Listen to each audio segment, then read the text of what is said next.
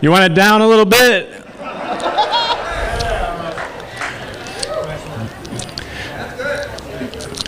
Again, people who have really pitched in all throughout this movement, which for folks who have been following it, has been really a 7-year fight for all of us. I'm going to keep moving through this after the sound issues have been sorted out here. If you have your violation poster and script, make sure you also have your card that tells you which violation witness reading groups. We'll continue with that throughout the day. I'm Kate oops, I got nothing? Got nothing? You want to switch over? Got nothing? There I am. I'm Kate Ferguson of Richmond, Virginia.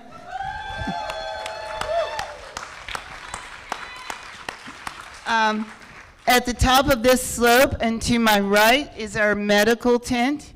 Anyone needs that kind of help, please go that way. And also there are porta potties up there for your use.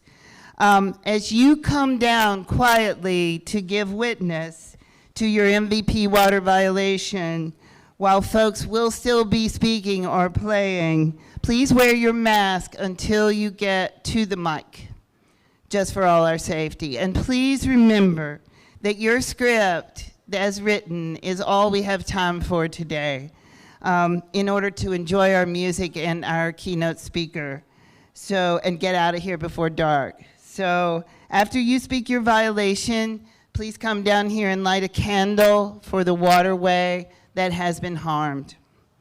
Can we get a witness to the 300 and more water violations that MVP has already committed? We can get 300 witnesses. At this time, we would like to invite all those from violation witness group number one to join together down here in front of the stage. Throw on your mask, grab your poster and violation script, and come on down, group number one.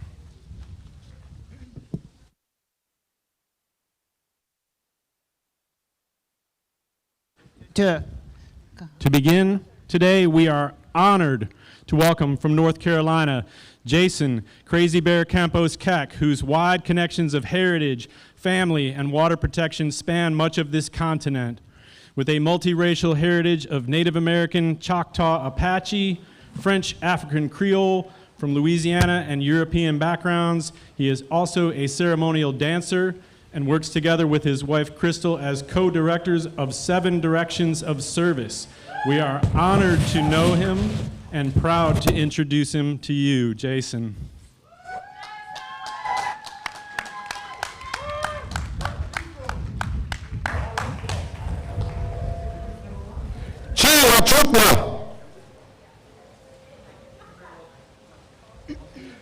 Yakoki Isto, Chatasia, Oklasia,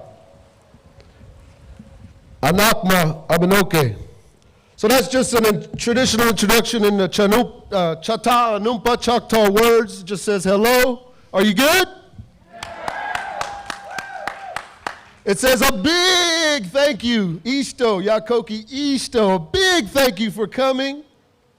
And although I'm representing the Choctaw peoples, Oklasia means I'm representing all the peoples, all the living things. And lastly, Anakma Abenoki, tomorrow we will win, y'all.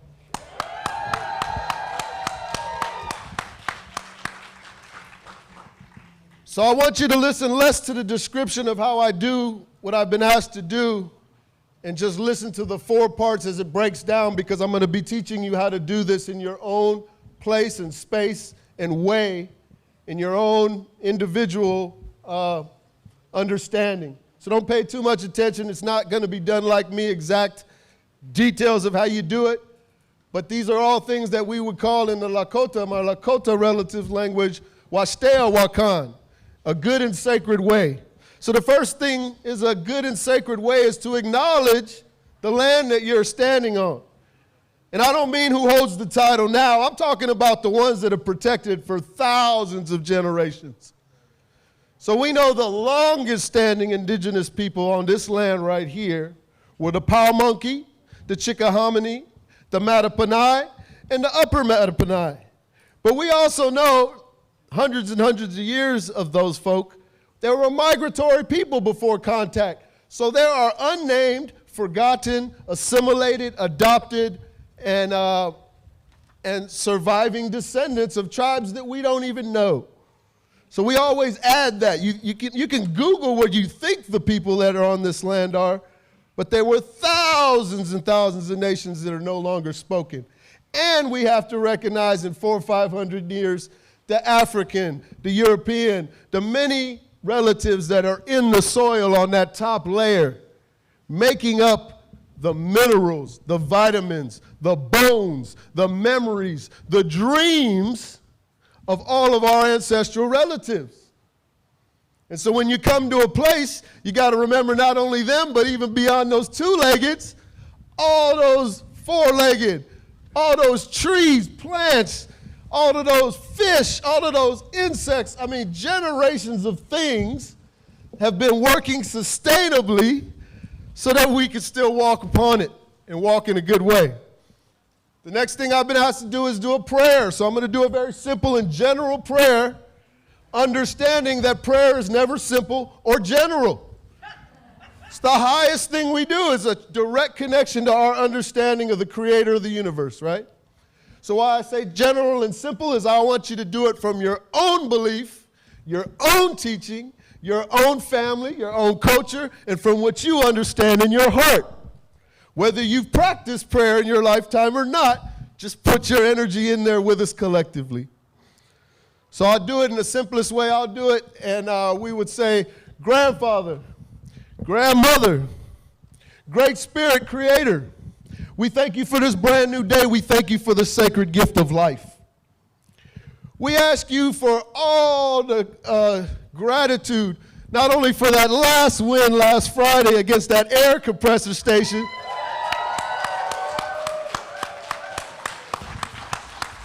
but all the generations of wins as people have been doing these brave and courageous acts. And then we also thank you for the strength of the times where we didn't really feel blessed, right? Where our bodies, hearts, minds, spirits were under oppression, attack, genocide, and all of these things. We thank you for the strength that we're still here and continue to be here. We ask that everybody that's physically come leave home equally safe as they arrived, and we ask special prayers for the health and emotional, spiritual wealth of their families. Okay. So the next part is just not something I haven't been asked to do, but something I always do, because I've been asked to do 3 things. In our tradition, we always go in 4 seasons, 4 states of the human being: physical, mental, emotional, spiritual. 4 elements, if you want to call them that: air, fire, earth, and water. So 4, I got to add a season, which is the teaching. So the teaching is, understand that Friday thing wouldn't have happened if they didn't use the clause of environmental racism and injustice. So your relatives that they've been bullying for generations played a key role in making that thing not pass.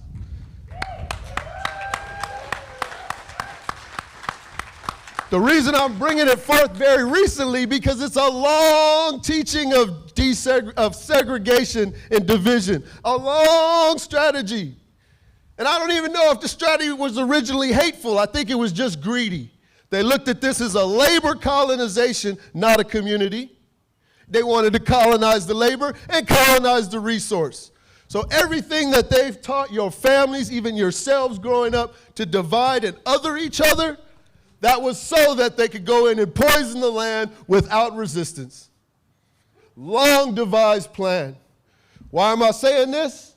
If you don't know anybody else but your own gender, your own religion, your own culture, your own color, your own age, your own political affiliation, do something about it. You're going to need those relatives like they needed us last Friday. Do something about it. Don't let me be your only indigenous friend. I'm talking to my environmental homies out there. For the whole thing? Just this section? Woo! Teaching season. So the last thing I want you to do, tell you, and I'm going to try to tell you in 1 minute, there's a conditioned word that you've been taught to not want to hear no matter what class or race you're in, and it's called reparation.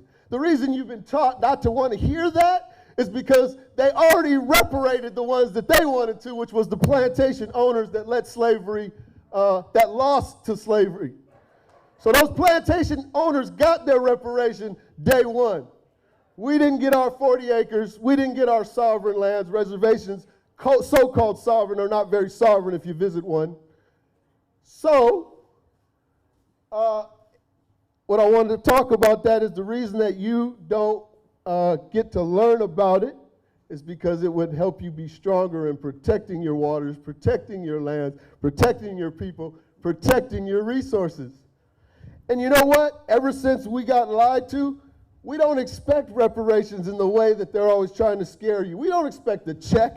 We don't expect some kind of bonus package from the sky. It would be nice if you could just consult us and wait for our consent when you build pipelines through the backyard you left us with. If you ever talk to an indigenous or African American, they're not waiting on no magic check. They're waiting on dignity and respect. So last season is a song. And so I told you I'm going to teach you how to do this in your own spaces. Just pick a song that's relevant to the prayer you started with. So the song I'm going to sing is it's a Shumash ancient Mother Earth honoring, and it's relevant to the prayer. And just so you know, songs were a physical expression of our prayer meant to enhance the prayer tenfold. You see in our gospel spaces, that's why those songs are so powerful. They're enhancing the spoken or thought prayer. So all you got to do is have your own song relevant to the prayer you started with.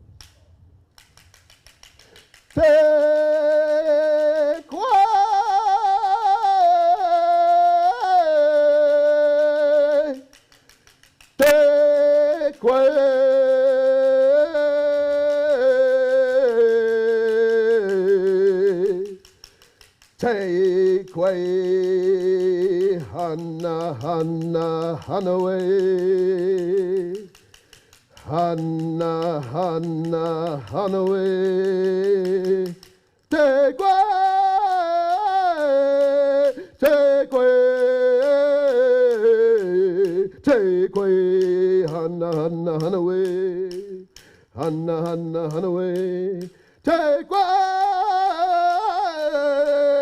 Take away, take away, Hana, Hana, Hana away, Hana, Hana, Hana away, take away,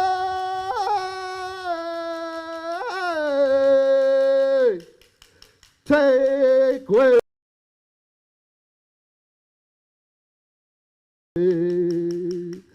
Hana, Hana, Hana away.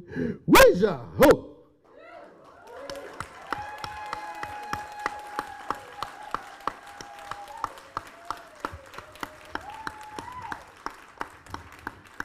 Do y'all feel that?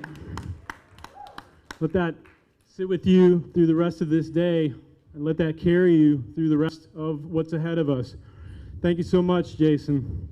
I want to take this moment to shout out the collaborators who have been working for months to co-create this event, and they are 7 Directions of Service, Appalachian Voices, Artivism Virginia, Chesapeake Climate Action Network, Earth Folk Collective, Food and Water Watch, Friends of Buckingham County, Green New Deal Virginia, Give It Up for the Poor People's Campaign, a national call for moral revival, Protect Our Water Heritage Rights, Repairers of the Breach, Richmond Interfaith Climate Justice League, Hello Friends Save Coalition, Sierra Club Virginia Chapter, Virginia Interfaith Power and Light, Virginia Organizing, and Wild Virginia.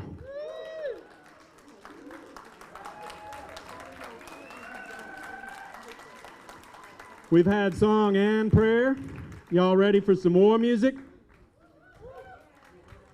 From his groundbreaking work as a Grammy-nominated band leader. We gotta do this first. We gotta do reading Oh. group number 1. Oh, my bad. Yeah. We're on reading group number 1. Somebody forgot the hook. I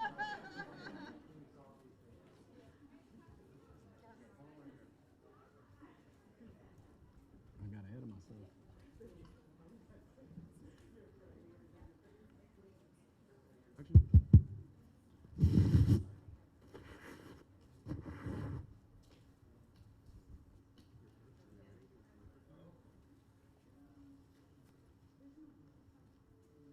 Halito.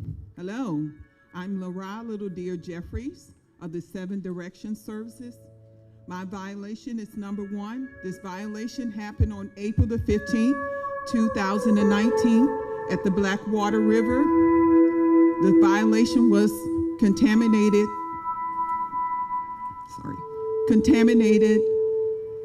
mud dumped into a river.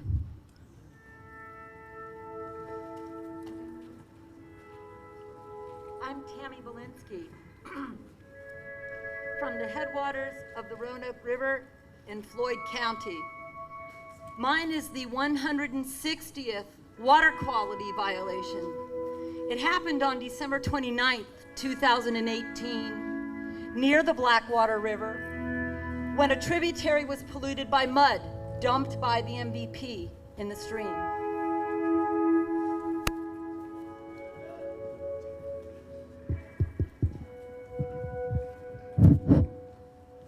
Hello, I'm Steve. Hello. Okay, I'm Steve Paget from Norfolk. I'm representing the People's Party. My violation is number 3. It happened on April 12th, 2019 in the Blackwater River. The river is threatened by insufficient pollution controls.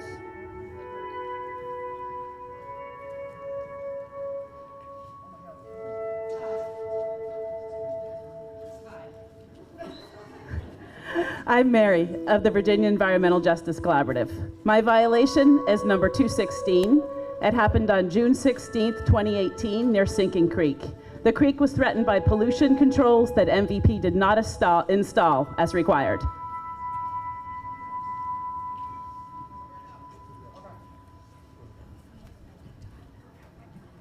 I am Gigi of North Chesterfield. My violation is number 2. It happened on March 19th, 2019 at Blackwater River. The river was threatened because pollution controls were not installed as required.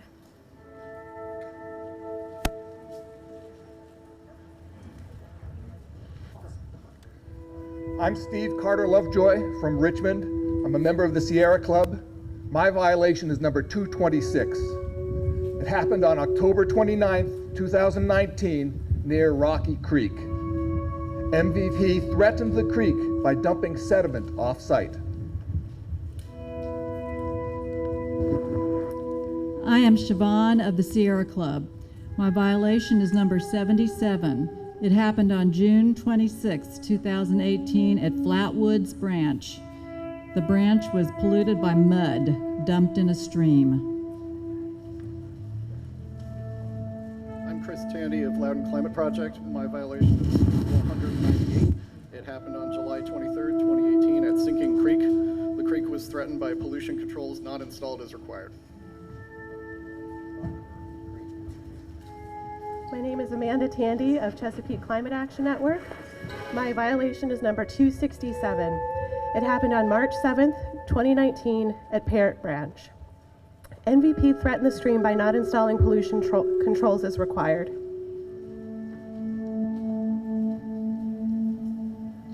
I'm Susan Miller of Third Act and the Virginia Clinicians for Climate Action. My violation is number 41. It happened on June 3rd, 2019 at the Dry Run. The run was threatened by sediment dumped off-site. Hello, I'm Stair of Network Nova and the Friday Power Lunch. My violation, number 204, happened on September 5th, 2018, also near Sinking Creek, which was threatened by MVP not installing the right pollution control. Hi, I'm Antonia. I'm here with Network Nova. My violation is number 33. It happened on July 14, 2018 at the Blackwater River. The river was threatened by sediment dumped off-site by MVP. I'm Chelsea of Friends of Rattlesnake Creek. My violation is number 13. It happened on April 1st, 2019 at the Jacks Creek. The creek was threatened by insufficient pollution controls. I'm Emily of Appalachians Against Pipelines. My violation is number 102. It happened on September 5th, 2018, near Sinking Creek. The creek was threatened by pollution controls not installed as required.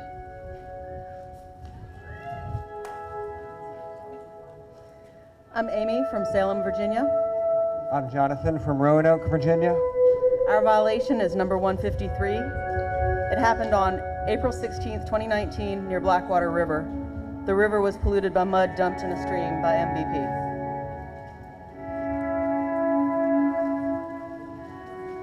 Good afternoon. My name's Dave. From place of origin is Stanton, Virginia. Reclaim Augusta. My violation is number 17. It happened on March 1st, 2019 at the Pig River. The river was threatened by insufficient pollution controls.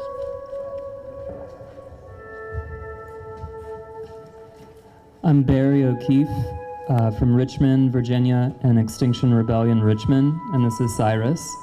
And our violation is number 299. It happened on April 20th, 2020 at Sinking Creek. MVP threatened the creek by not installing pollution controls as required. Cap of Montgomery County, and violation 103 happened on August 27th, 2019 at Teals Creek. The creek was threatened by sediment dumped off-site. I'm Mark, United Campus Workers. Violation 49. It happened on June 26, 2018 at a tributary of Catawba Creek. The tributary was polluted by mud dumped in a stream.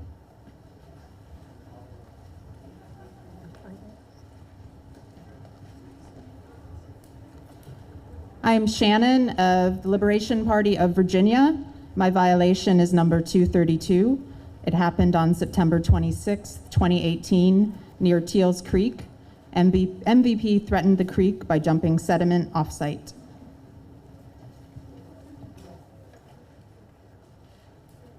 I am Katie Whitehead of the Pittsylvania County NAACP. My violation is number 67. It happened on January 31st, 2019 at Turkey Creek. The creek was threatened by pollution controls not installed as required.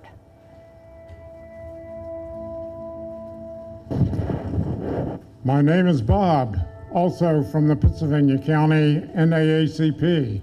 My violation is number 68. It happened in Rocky Creek when mud was dumped and contaminated a wetland.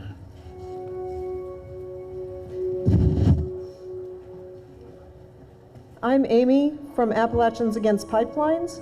My violation is number 149. It happened on July 2nd, 2020 near Jacks Creek. A wetland was polluted by mud dumped in a stream.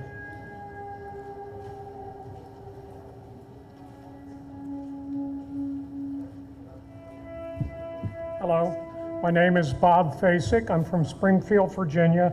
I'm with Network Nova, but I'm representing myself, my family, my children, and my children's children.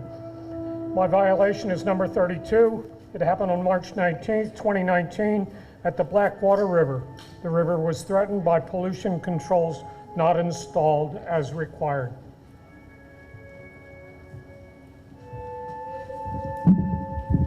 I'm Natalie, here with Tidewater DSA and the Virginia People's Party.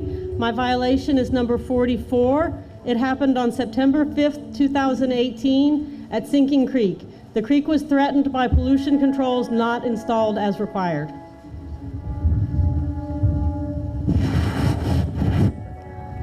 I am Michelle Gershon of the Democratic Socialists of America of Tidewater. My violation is number 61. It happened on July 6th, 2008 at Little Creek. The creek was threatened by pollution, controls not installed as required. I instantly lost my sign. I am Samuel Short of the Old Dominion University Young Democratic Socialists of America. My violation is violation number 62. It happened on August 28, 2019 at the Roanoke River. The river was threatened by insufficient pollution controls.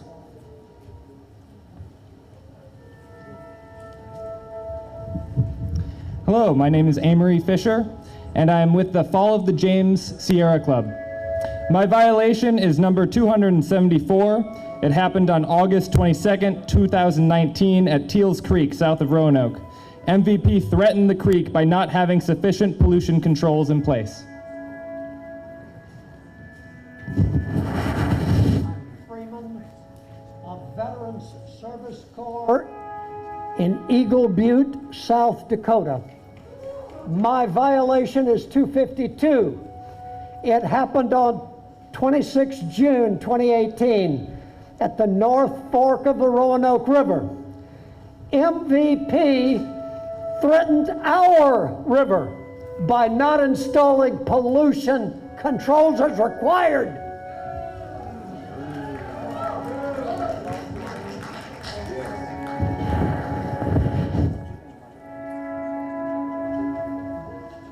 Check, check, check. Okay, thank you. I'm Nicholas from Montgomery County. My violation is number 260.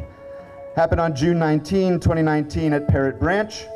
MVP threatened the stream by dumping sediment off-site. Charlottesville 350. My violation is 302. It happened on August 17th, 2020 at Rocky Creek. MVP threatened the creek by not having sufficient pollution controls in place. My name is Mark Heineke from Greene County Democratic Committee. My violation is number 254. It happened on November 24, 2018 at Jacks Creek. MVP threatened the creek by not having sufficient pollution controls. I'm Arbor with CCAN. My violation is number 208. It happened on April 4th, 2019 at a tributary of Cherrystone Creek. The tributary was polluted by mud dumped into the stream. My name is Tyler of the Tidewater Democratic Socialists of America. My violation is number 11. It happened on February 4th, 2019 at Cherrystone Creek. The creek was threatened because of pollution control, which was not installed as required.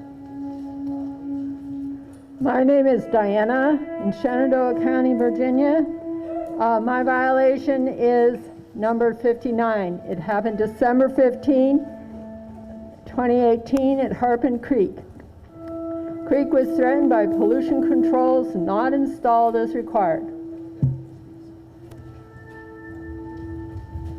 Hello, my name is Andrea. I'm from Northern Virginia, and I'm here with the Chesapeake Climate Action Network. My violation is number 205. It happened on October 30th, 2019 near Owens Creek. The creek was threatened by sediment dumped off-site. I am Blazin Buckshot Bloom of the Green Party of Virginia and the Hampton Roads Green Party. My violation is number 78. It happened on August 1st, 2018 at Flatwoods Branch. The branch was polluted by mud dumped into the stream. My name is Allison of the Tidewater Democratic Socialists of America. My violation is number 79. It happened on March 19th, 2019 at the Blackwater River. The river was threatened by pollution controls not installed as required. There it is. Hello, my name is Harrison of the Tidewater DSA. My violation is number 18. It happened on June 3rd, 2019 at Dry Run. The run was threatened by sediment dumped by the MVP.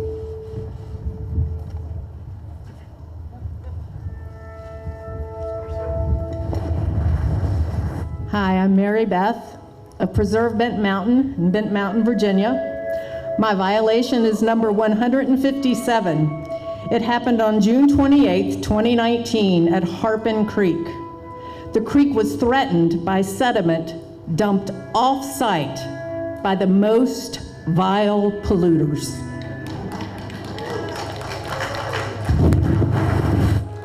Hello everybody, I'm James Washington. My violation is number 46. It happened on September 5th, 2018 at tributary to Seeking Creek. The tributary was polluted by mud dumping in the stream.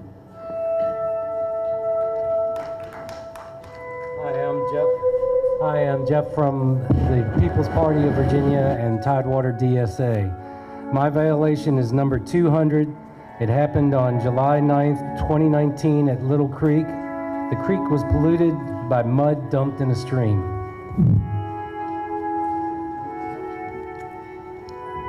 Hello, my name is Lori Miller. I'm here with Appalachian Voices from Charlottesville. My violation is number 50. It happened on August 9th, 2018 at the Blackwater River. The river was threatened by pollution controls not installed as required. My name is Bridget Kelly. I'm here with Preserve Rockbridge County, Virginia.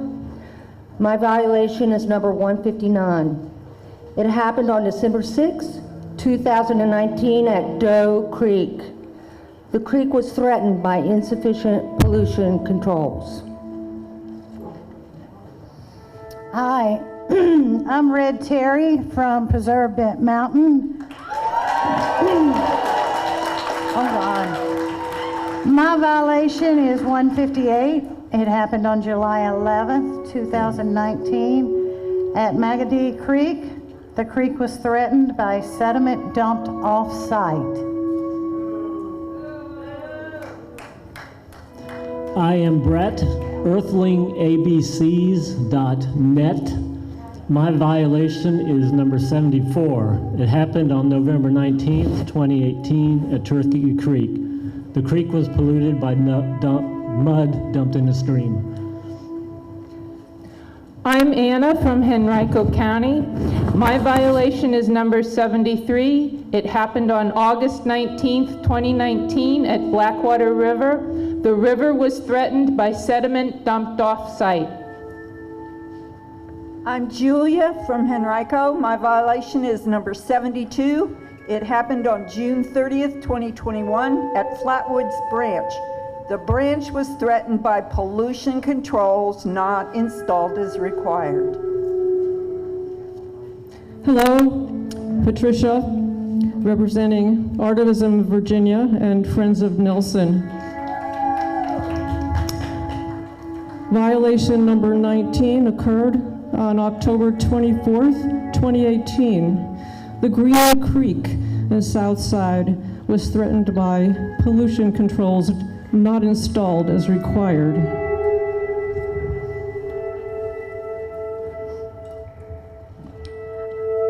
I am Peggy of Midlothian. My violation is number 35. It happened on June 26, 2018 at the North Fork Roanoke River. The river was threatened by pollution controls not installed as required.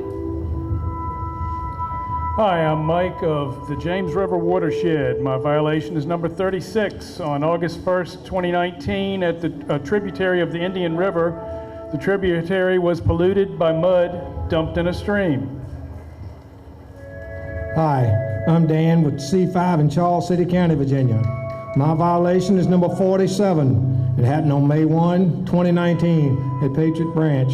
The branch was threatened by insufficient pollution control.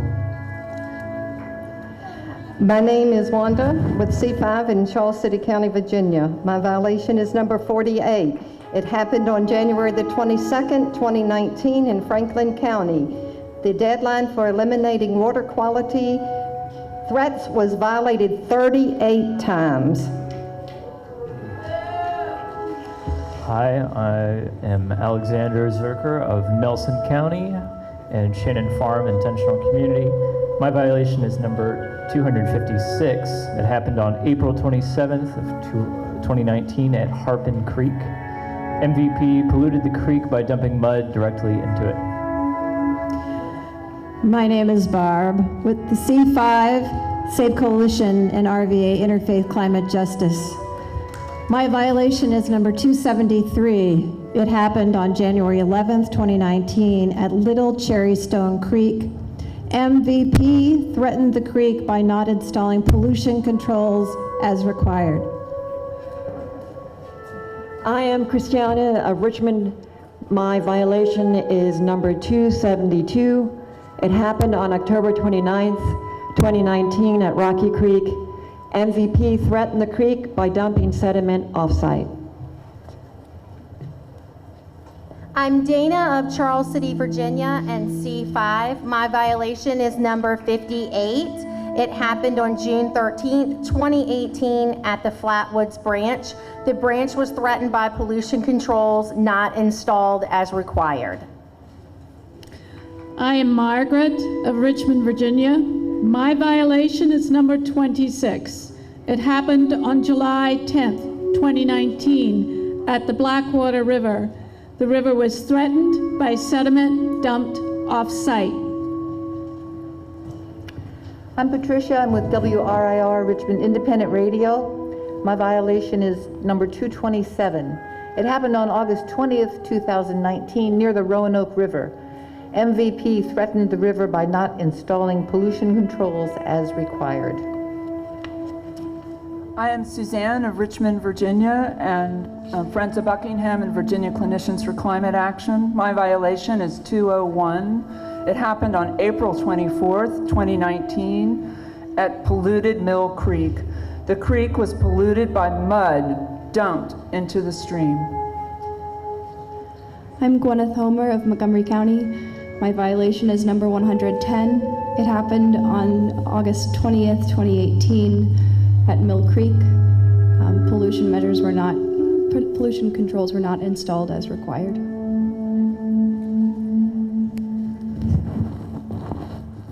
I'm Kimberly of Montgomery County. My violation is number 111. It happened on July 30th, 2019 at Dry Run. The creek was threatened by sediment dumped off-site. I'm Connie Wright Zink. I'm with the Waynesboro chapter of Virginia Organizing.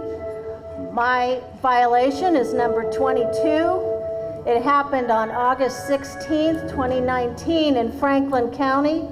The deadlines for eliminating water quality threats were violated 14 times. My name is Tyler Poe. I am from Virginia's People's Party. My violation is number 25. It happened on June 19th, 2018 at Green Creek. The creek was threatened. Pollution controls were not installed as required. My name is Mary from Washington, D.C. My violation is number 75. It happened on August 22nd, 2019 at Teals Creek. The creek was threatened by insufficient pollution controls. I'm William from Montgomery County, Virginia. My violation is 109. It happened on August 14th, 2018 at the Blackwater River in Franklin County, Virginia. The river and all its dependent plant and animal life was threatened because pollution controls were not installed as required. My name is Pam. I'm here with Chesapeake Climate Action Network and Liberal Women of Chesterfield County. My violation is number 220. It happened on July 24th, 2019 at a tributary to the Roanoke River. The tributary was polluted by mud dumped into the stream. My name is Mustafa. I'm with the Chesapeake Climate Action Network. My violation is number 71. It happened on February 4th, 2019 at Cherrystone Creek. The creek was threatened by pollution controls not installed as required. I'm Xander from Harrisonburg, Virginia, also with Chesapeake Climate Action Network. My violation is number 99. It happened on March 11th, 2019, also at Cherrystone Creek. The creek was again threatened by pollution controls not installed as required, just 1 month later.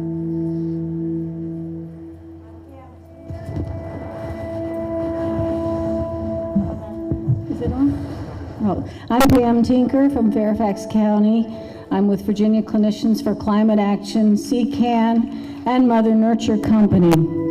My violation is number 206. It happened on September 26, 2018, near Teals Creek. The creek was threatened by sediment dumped off-site. I'm Erica, and this is Eleanor of Richmond, Virginia. My violation is number 80. It happened on August 21st, 2019, at the North Fork of the Blackwater River. The river was threatened by pollution controls not installed as required. My name is Mike Hill, representing Sierra Club in Chesterfield County. My violation is 219. It happened on June 27th, 2018, nearing Sinking Creek. The creek was threatened by pollution controls that were not installed as required. Hi, I'm Audrey Clement. On behalf of CCAN, I'm from Arlington County. My violation is number 255. It happened on April 17th, 2019 at the Blackwater River. MVP threatened the river by not having sufficient pollution controls in place. Thank you. My name is Bruce, Mount Vernon, Virginia, Faith Alliance for Climate Solutions and CCAN. My violation is number 207. It happened on July 27th, 2018 near Sinking Creek. The creek was threatened by MVP by pollution controls that were not installed as required.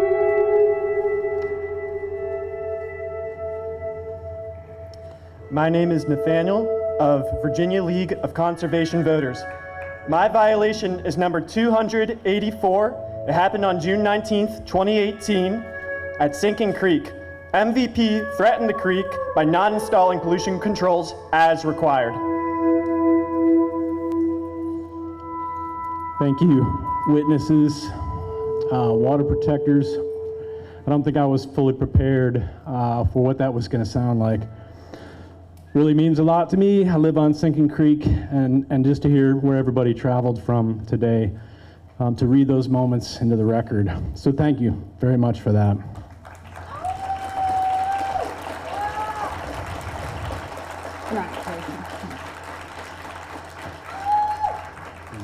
Start down here because I did that.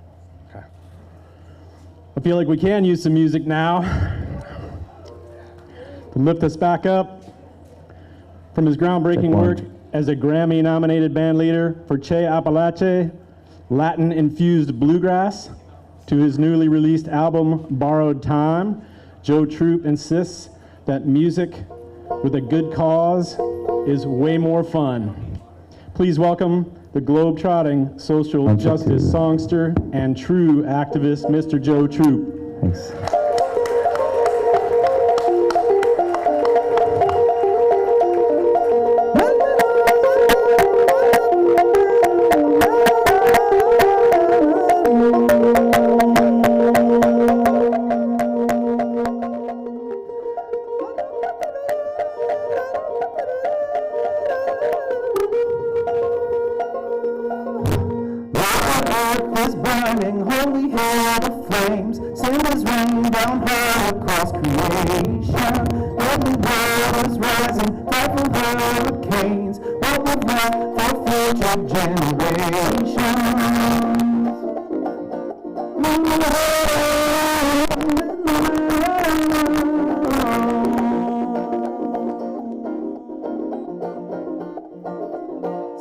blame each other, wasting precious time. Day by day, a more divided nation. Some folks spread confusion, others tend to fires, boldly voicing righteous proclamations.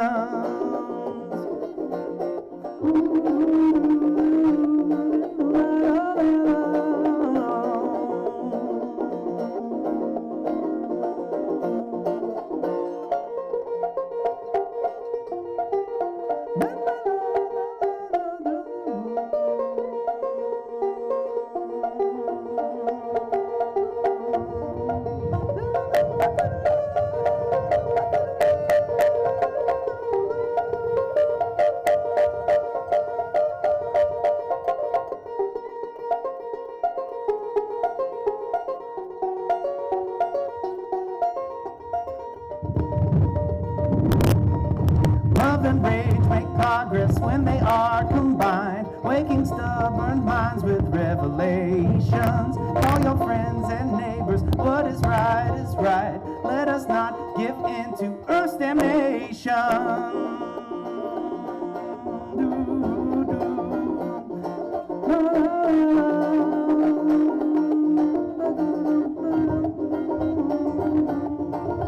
Valiente juventud, nos llaman a la lucha, entre amor y rabia nos apelan.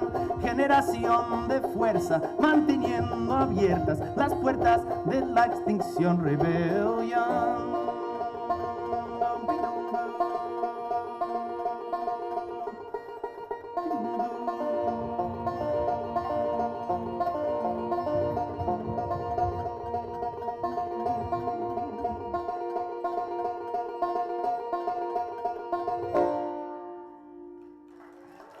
Thank you. Could you turn this down a little bit, please? Turn this down just a little bit. How you guys doing? Well, that was a little song that I wrote called Horizon. Man, it's an honor to be here. Thank you, Art of Vigil Virginia, for having me. I never thought I'd be sharing the stage with Yara Allen and Reverend Barber. This is a true blue honor. I'm going to do one now that I got commissioned to write last year in April of 2020, right as the pandemic was raging through and putting all us musicians out of work. Luckily, I got commissioned to write this song in defense of the US Postal Service, because at the time, you may recall, this jerk business tycoon from Queens was trying to dismantle it. And when I wrote this song and we recorded it, and then it went banjo viral, it got written up in The Nation, and I got asked to play it like, you know, at least 5 times, which was unprecedented for a banjo player. And in one of those times, it was actually in front of Postmaster DeJoy's McMansion in Greensboro, and then some politician filmed it and put it on Twitter, and it went Twitter viral, so I got a Twitter account up and going. Anyway, this song was attached to a petition that got 400,000 signatures in defense of the Postal Service, and at the time, it was part of, you know, like 3 or 4 initiatives that helped to bail it out, so people got to vote by mail. So I feel like music can sometimes do stuff. Sexiest song title ever. This is called A Plea to the U.S. Government to Fully Fund the Postal Service.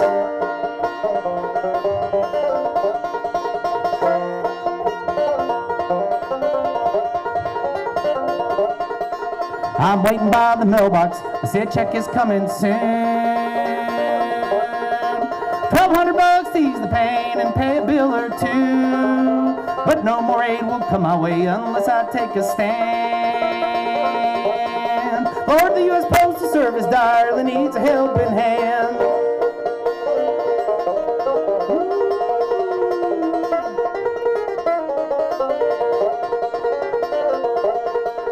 Oh, won't you heed my message? Won't you hear its mournful cry? It's hard to keep your wits about with all this death and dying, but harder times will come our way, on this you can rely. Unless we learn to not be fooled by awful dreadful lies, our government is doing a disservice to us all.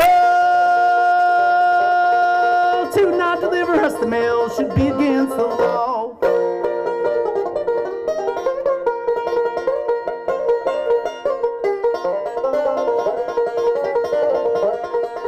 So many men and women out risking their poor lives,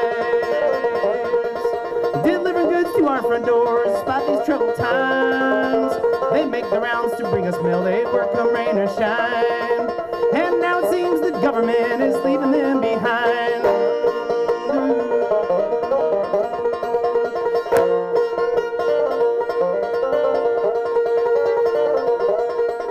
I too have lost my livelihood, I'm struggling day by day.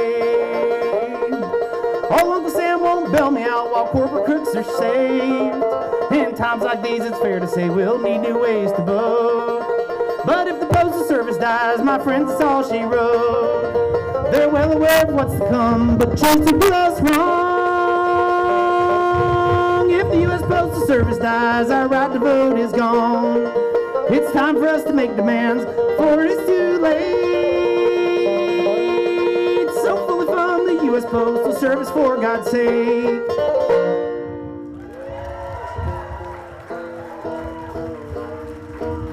Thank you so much. Well, that song landed me a job, thankfully, in the pandemic, curating a web series, a mini doc, every week for 15 weeks as a Get Out the Vote initiative in my home state of North Carolina. Yep. So that was a lot of fun. And I kind of got to interview progressives from across the state and then meld music to fit each episode. I inadvertently became the Anthony Bourdain of social justice music. But anyway, one of the most inspiring people that I got to meet in that web series was a woman named Dreama Caldwell, my now friend. Dreama is an African-American woman from Alamance County who ran for county commissioner on a platform of ending cash bail after the cash bail system ruined her life. And Dreama did not win that race, but she did make history, and she's now the executive co-director of Down Home, North Carolina, and is sticking it to the systems of inequity in all over the state. This is a song that I was so inspired by her story, I wrote this song about her with her help, and it's been made into a music video. I hope you'll check out with a bunch of creatives from Alamance County as director, screenwrites.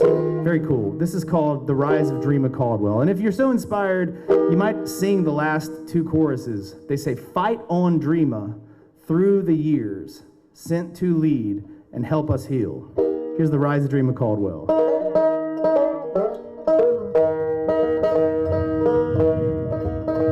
Alamance County Jailhouse back in 2015, in a place where the biggest crooks get off scot-free. A hard-working mama went weak in the knees, 40,000 cash bill, an outlandish decree. The escorting officer startled his will. He said, "Your magistrate, pardon, but that's an awfully high bill." He said, "I meant what I said. She pays up or gets jailed." And such was the harsh fate of Dreama Caldwell. Dreama managed to daycare till one summer's day, when another employee made a tragic mistake. A child was left on the school bus, a close call but still grave. Though Dreama wasn't at fault, she was destined to pay. When they issued a warrant, she went and turned herself in, and fell prey to a venomous magistrate's whim. Her kinfolk knew of a bondsman, they found a way to post bail. She went home in exchange for a mountain of debt. But that's how Dreama wound up here. Fearless leaders persevere.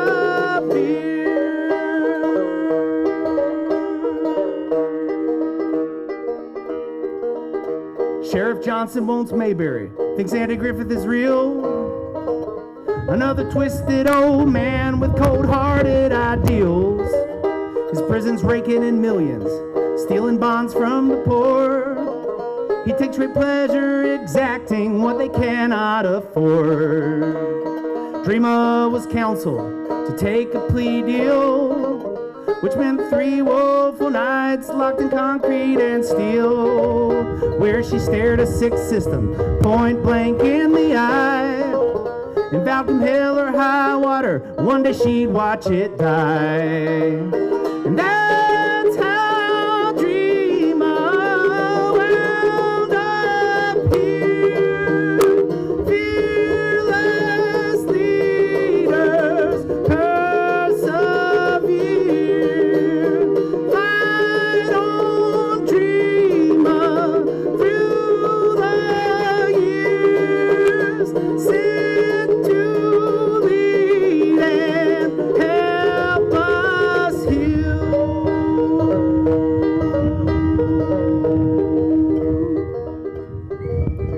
After serving her sentence, life was never the same, with a criminal record tethered tight to her name, or the death growl of Dixie amidst a brutal firestorm. Dreamer Caldwell has risen, and she's demanding reform.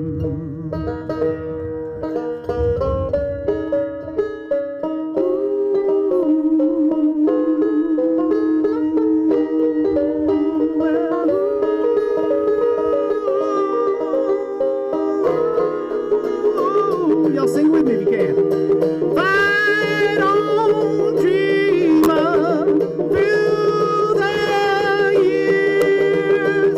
Sent to lead and help us heal. Well, fight on, Dreamer, through the years. Sent to lead and help us heal.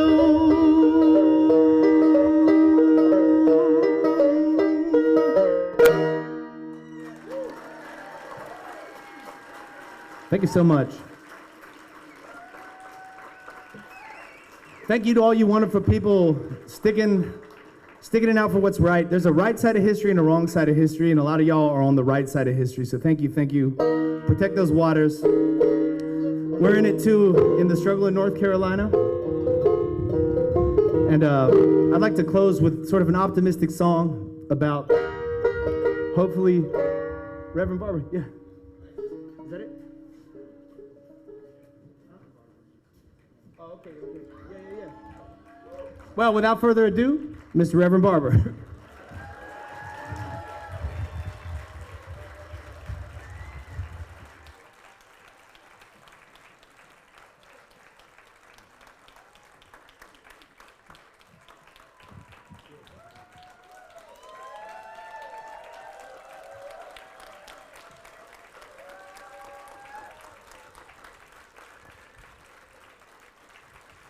Good to be here with you today.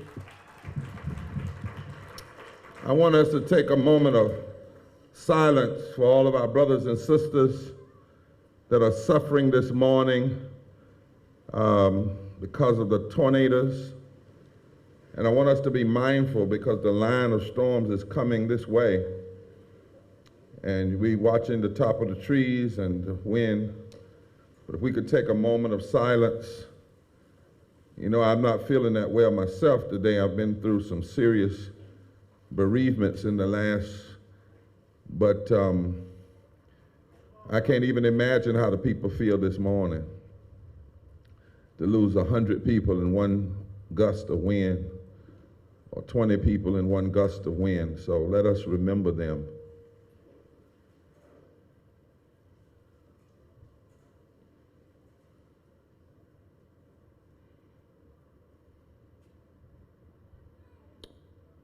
I was humbled to get the invitation to come and to share with you in this fight that is all of our fights.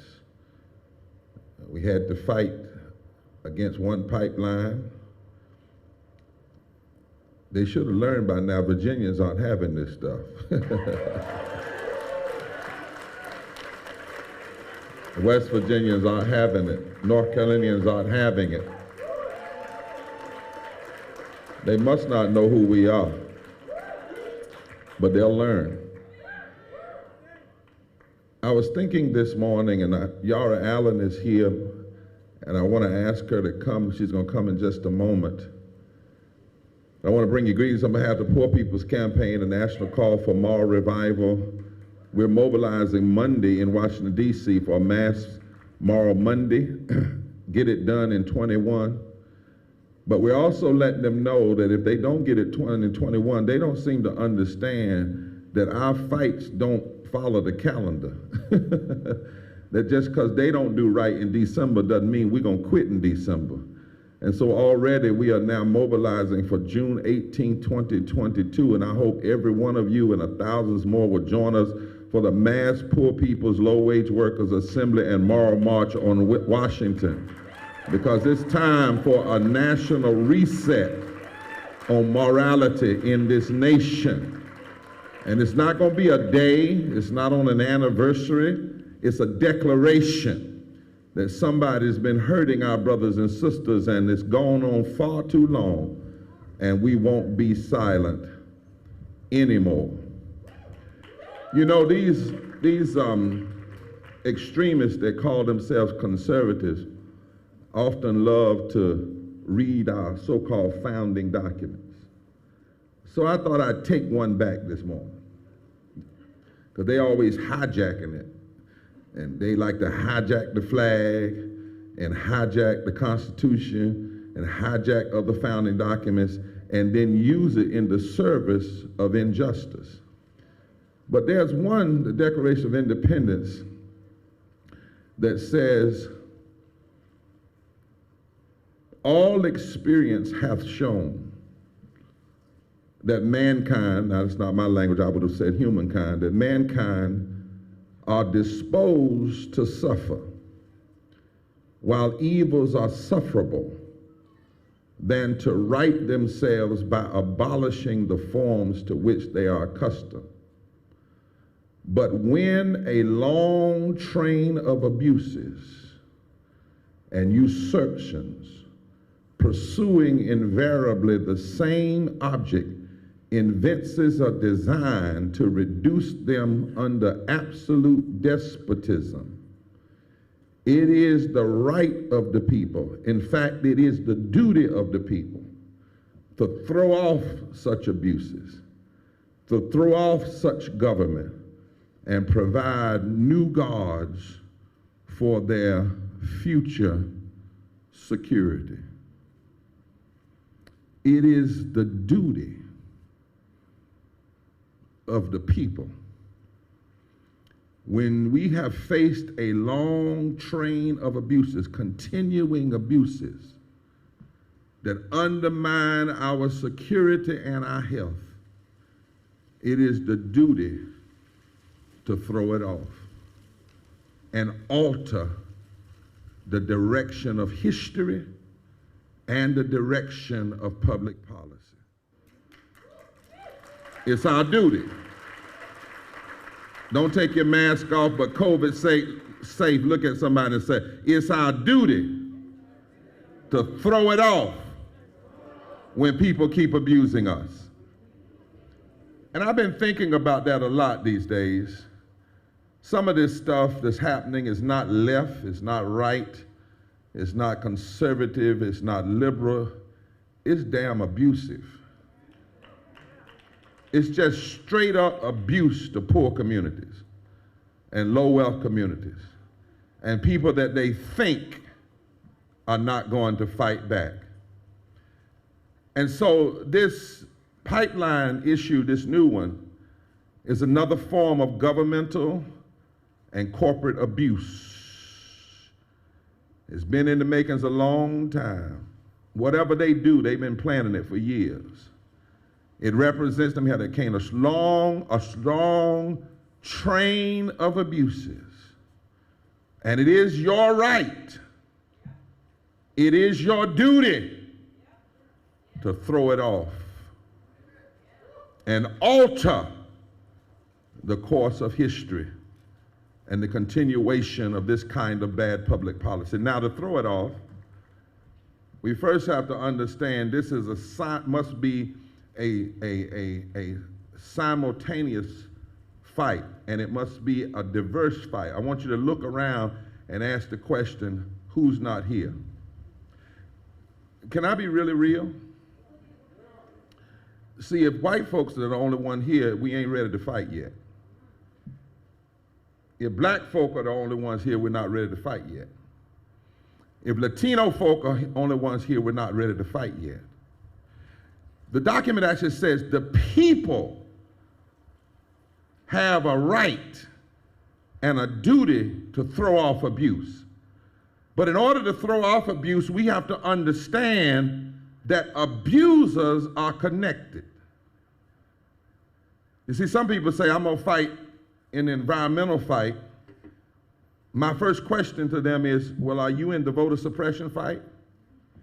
And they'll say, no, that's a black issue. I said, the hell if it is. If you think voter suppression is just a black issue, you are badly mistaken. The voter suppression they're putting down now is going to impact 56 million Americans who last time used the processes to vote in 2020 that they're trying to undo. You think that's just black folk? It ain't even that many black folk in America. You cannot be concerned about environmental justice and not be in the fight for against voter suppression. And you can't be in the fight for voter suppression without being in the fight against environmental justice. So look around in this coalition today and see who's not here. And I mean who's not really here. Because that's our first work. We must gather all the people. And we must understand that when we fight this fight against the pipelines or environmental injustice, we're fighting against lives being destroyed. We're fighting against communities being disrupted. We're fighting against monies being diverted to fossil fuel companies that ought to be put in healthcare and put in the creation of green jobs. That's what we're fighting. When we fight against this pipeline and environmental injustice, we are fighting against the disablement of our economic possibilities. And we must do it together. They bet on us being separated. That's part of the problem right now in Washington, D.C. That's why we haven't seen movement on we separated that. And we try to tell them, don't you let them make you have an infrastructure fight and then a Build Back Better fight and then a voter suppression fight and separate all of that stuff and a fight for 15 fight. No, it needs to be one fight and one people who've decided that there's been enough abuse and it's time to throw it off.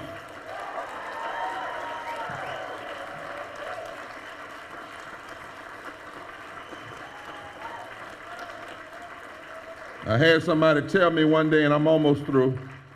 They said, Reverend Bob, we don't understand you. You go in the hills of Tennessee just like you go in the hood of Charlotte or Durham. And aren't you black? I said, nope. They said, well, you look black. I said, you asked me, am I black? I'm not just black. I'm black. Part of my family comes from black mulattoes and free slaves. I'm Tuscarora Indian. I got cousins that are as white and as blue-eyed and green-eyed as any Caucasian. Part of my light skin comes from free blacks marrying white people. The other part comes from white slave masters raping my great-great-grandmamas on my granddaddy's side who was from West Virginia. And I will not let anybody make me deny any part of my humanity. And we have to be the same way in public policy. One for all. And all for one. If we're serious about throwing it off. The people have a right, when there's been a long train of abuses, to throw off such government and alter the course of history for your future security. Now, I'm a preacher, and you must understand, I need to say this, all this environmental injustice is sin. That's a good word. And don't y'all be so angry at Pat Robertson, y'all don't let some preachers in here that know Jesus for real, and understand that Christmas and Bethlehem really represents a battle.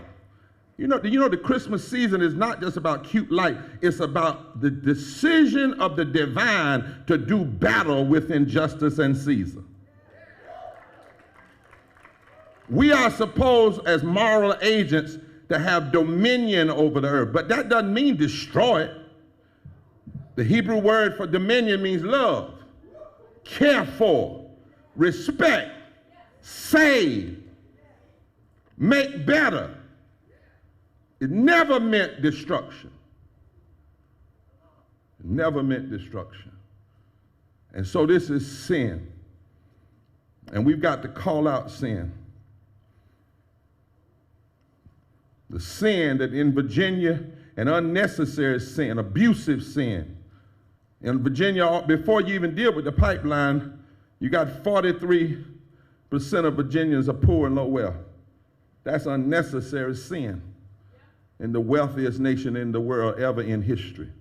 3.5 million people. In Virginia, even before you get to the pipeline, you got 800,000 plus people without insurance. That's sin, unnecessary sin. That's abusive.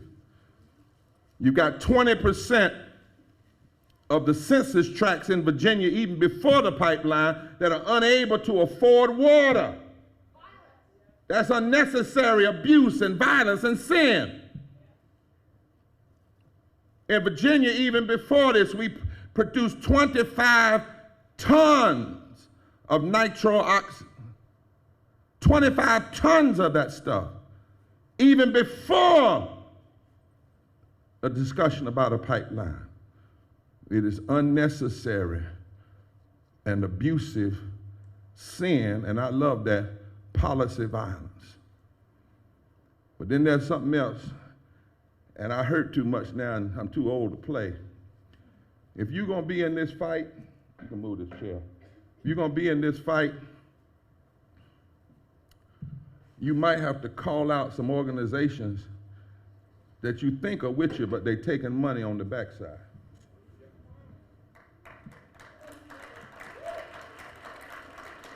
There might be some organizations in the white community that claim they're taking care of poor whites and care about, but you better check the bottom line. When we were in Memphis, they were running a trying to run a pipeline through a black community, and we found out that the NAACP in Memphis was taking money from the corporation.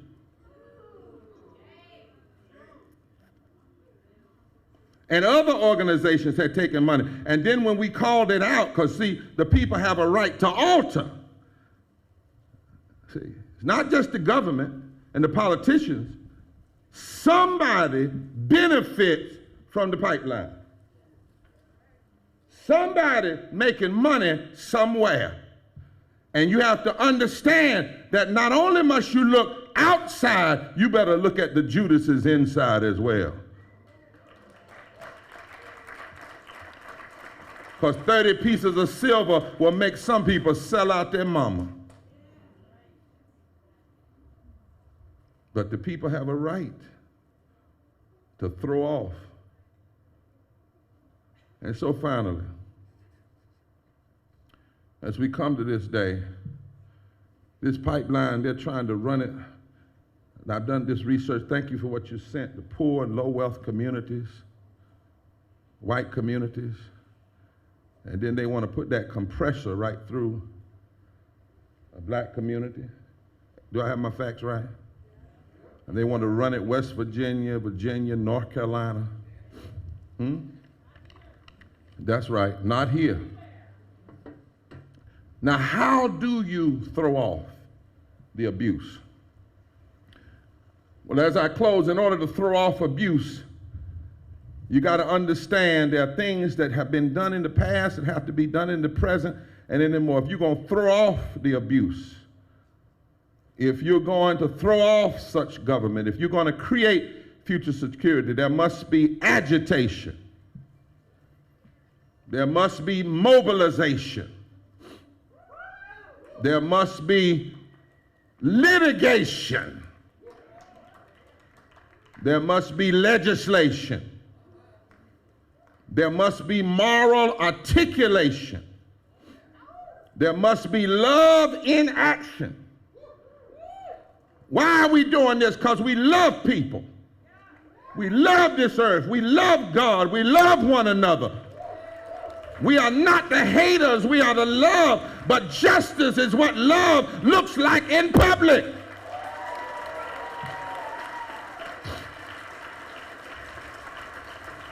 And you must have a fusion coalition. All of us coming together. And you challenge the corporate corruption and the government corruption. And you have to have a commitment to longevity. These folk don't give up easy. You know how much these companies, these fossil fuel companies and others that want to take this government and want to abuse people put in the last election?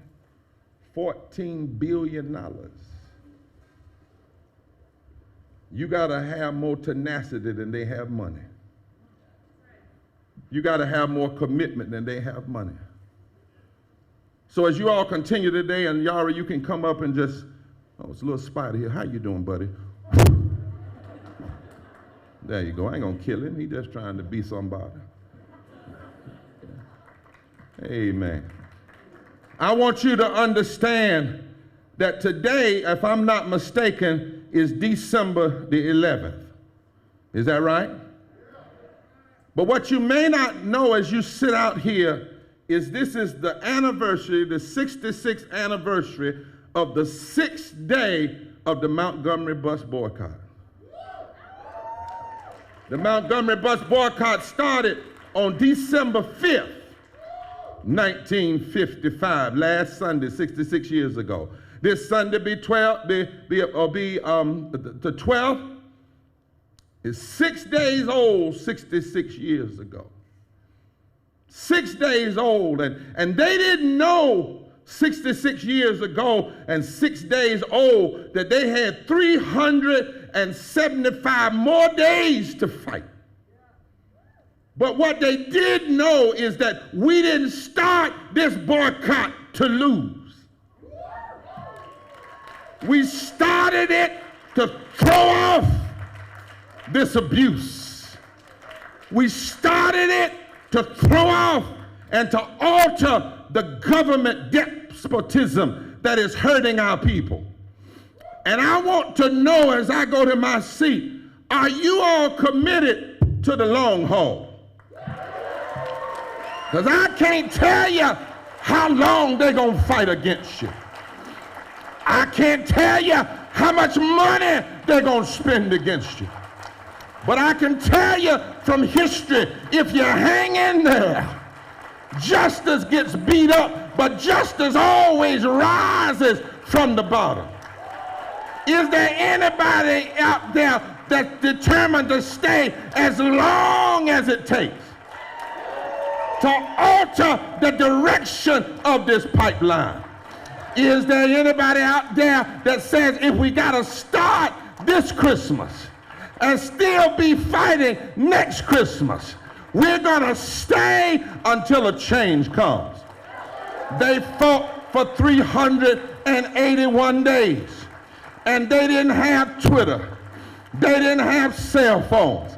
They didn't have TikTok. They didn't have Facebook. They didn't have Twitter talk. They didn't have any of those things. They didn't have that. What they had was a made-up mind.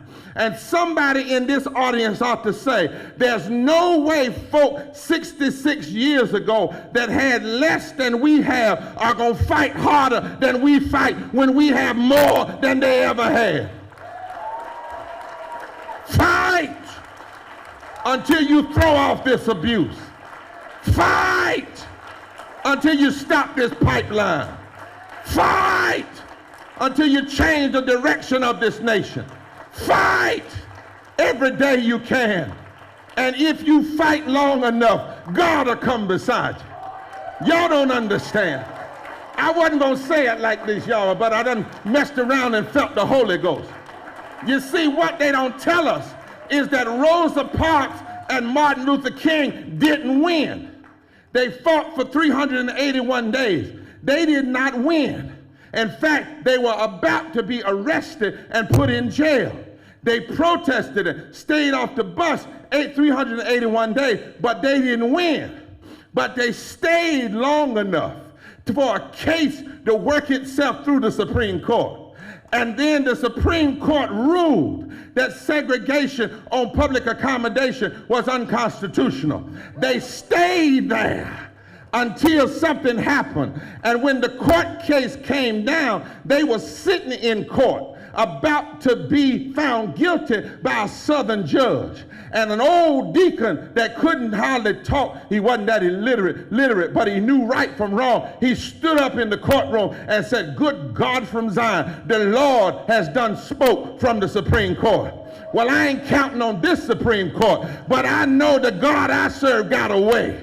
And if you hang in there long enough, victory will come when you work for justice and you work for right. Is there anybody out there that will shout to the top of your lungs, somebody's been hurting and abusing our people far too long, and we won't be silent anymore, and together, as long as it takes, we're gonna throw off this abuse and build a new world and a new future for ourselves and our children. Are you with me?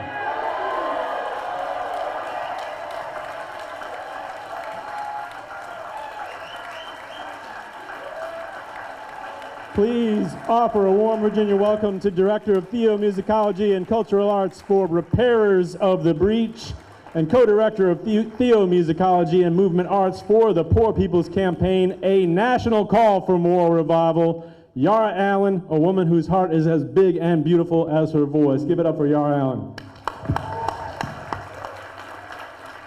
Thank you. Hey, y'all.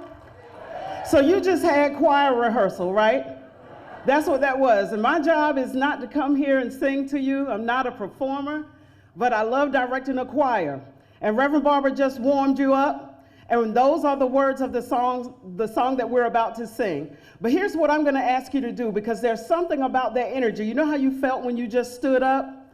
There's something about that energy that comes from the bottom and it goes up and out, and we're going to let the wind, the atmosphere take it wherever it's supposed to go. So if you would, and if you can, please stand with me. All right? And so I'm going to sing. This is call and response. I'm going to say, somebody's hurting my brother, and it's gone on far too long. Yes, it's gone on. It's gone on. Somebody's hurting my brother, and it's gone on. And all together, and we won't be silent anymore. Let me hear that part. All right. I'm not even going to ask alto, soprano, tenor, bass, baritone, shower singers. It doesn't even matter right now. All we know is that we have the Spirit, and we're going to let it up and out, okay? Come on. I see a drum up here, and it's okay. Here we go.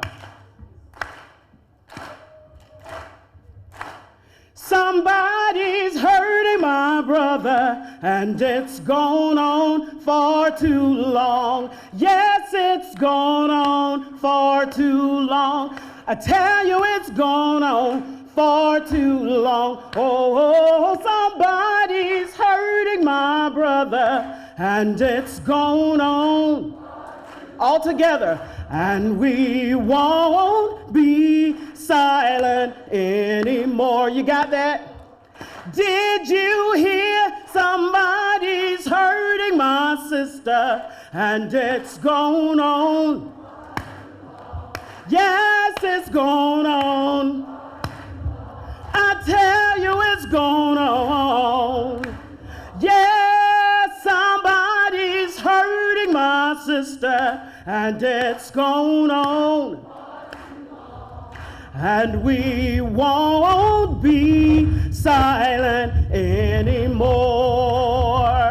Have you heard somebody's hurting the children, and it's gone on? Far too long. Yes, it's gone on. Far too long. I tell you, it's gone on. Far too long. Yes, somebody's hurting the children, and it's gone on. Far too long. And we Be silent anymore. I know you know this. Yeah, somebody's poisoning the water, and it's gone on.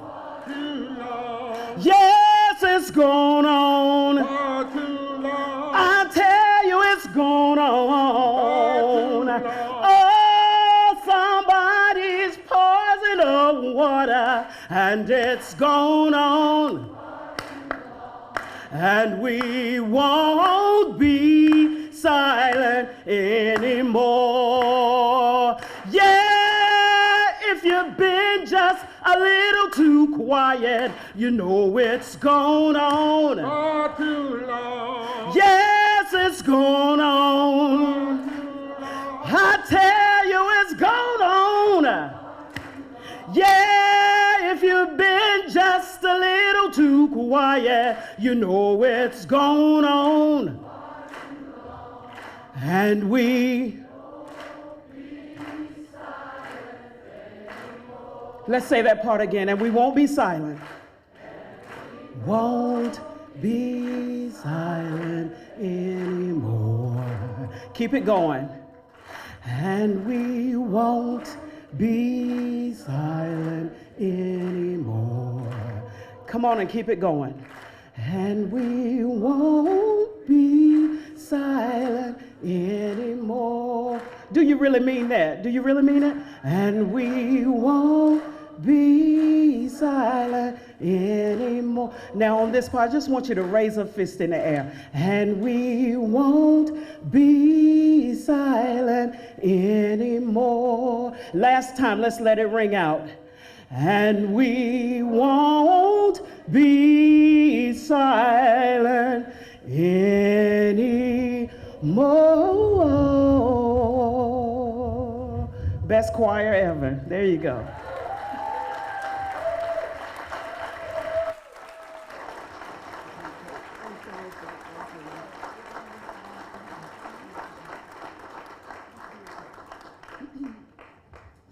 Okay, so one thing we've learned in this fight over the years is to be flexible. We were gonna take you out at the end of the day with that amazing duo of Reverend Barber and Yara Allen, but they have had a tragedy in their family and they had to go home. So we switched everything around. We're gonna scramble a little bit now to get everything in order, but be sure that we still have many more wonderful speakers for you and wonderful musicians, and so I hope you'll stay with us and the skies will stay clear. At this point, I'd like to call up Violation Witness Reading Group number 2, and also introduce to you, let's see, where are we? David Sly. David Sly. Talk about a secret weapon. So David has fought for environmental protection and honest government for more than 40 years as a state regulator and as an advocate working for local, state, and national organizations. Please welcome Wild Virginia's Conservation Director, Mr. David Sly. Thank you, thank you. Boy, I didn't know I was going to get to follow that act, but I'll do my best for you. Can I raise it a little bit? Get a bed back doing that. There you go. All right, 49 years ago, even before I started in this fight, 1972, the Clean Water Act was born. And that act set a pretty high bar. It said we're going to protect and restore all of our waters, the streams and the lakes and the bays and everything else, to make them safe and sound and usable. I've always thought that that is a promise that we've made to each other, and I take that promise very seriously. I know you do too. Nothing can be a starker example of the way that promise has been broken than what you see, what you're part of here today. But we won't accept that. We're still going to insist that that promise be kept. And then 4 years ago, many of us showed up right here almost to the day, and we told the State Water Control Board, live up to that promise. That's what we expect, that's what we demand. And we gave them facts and figures and testimony. We told them about the places that you love, the places that matter to you. And instead of meeting that promise, what they gave us was, see this sign, reasonable assurance, they called it. They said, we're going to assure you that everything's fine. MVP can go out there and wreak their damage, their violence on the land and on your waters, and everything's going to be fine. And we said, no, it will not. And so what happened? Not 300 violations, probably 3 times that many. And so we knew what was going to happen, and we know what has happened. We're going to keep testifying to that, and we're going to keep saying, that's not good enough. The promise is a promise. Now, the beautiful part of this fight has been being with all of you. Reverend Barber said something about perseverance and commitment and tenacity. And I don't know of any group, any collection of people that has ever had that to this extent, especially fighting for this kind of thing in Virginia. So it's been, not only, it's been painful, but it's also been a pleasure being beside you and with you. Now, the company thought that they'd have gas flowing by now. 2 years ago, they thought we'd have gone home and shut up by now. But we haven't, and we're not going to.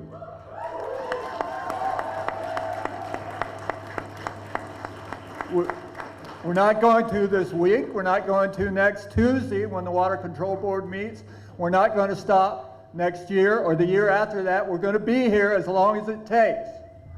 Thank you.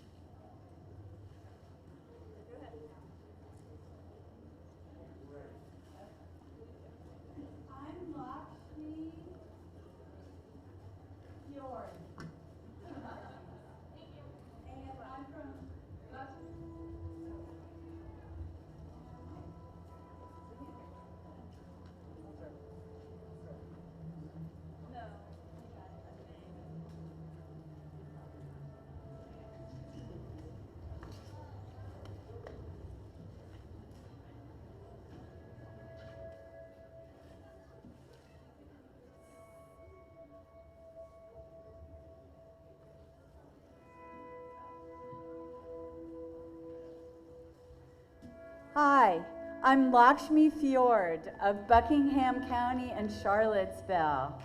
And Mother Earth, my violation is number 291, and also it appears 300. And it happened on June 16th, 2018 at Sinking Creek, Russell. MVP threatened the creek once more by not installing pollution controls as required. I'm Deborah Kushner of Nelson County and 3rd Act. My violation is number 237.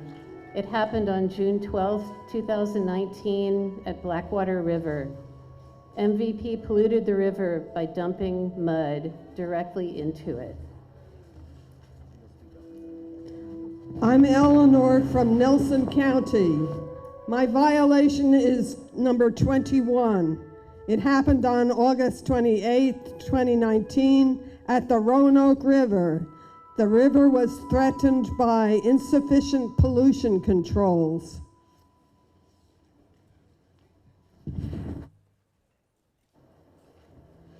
I'm Carol from Washington, D.C. with Extinction Rebellion, D.C. My violation is 294. It happened on August 27th, 2018 at Craig Creek. MVP threatened the creek by not installing pollution controls as required.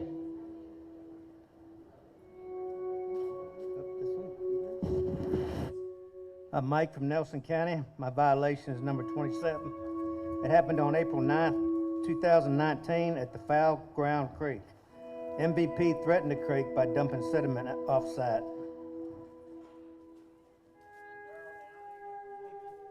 Club Falls of the James Group. My violation is number 81. It happened on November 9, 2018 at the North Fork of the Blackwater River. The river was threatened by pollution controls not installed as required. Hello, we are the Little Barzins. This is Maria Barzin, Sarita Barzin, James Barzin, and Mitty the Frog, Jacques the Wolf, and Cubbins the Bear. We are violation number 275. It happened on November 22nd, 2019 at Teals Creek. MVP threatened the creek by not having sufficient pollution controls in place. We are violation 276. It happened on January 30th, 2020 at Little Cherrystone Creek.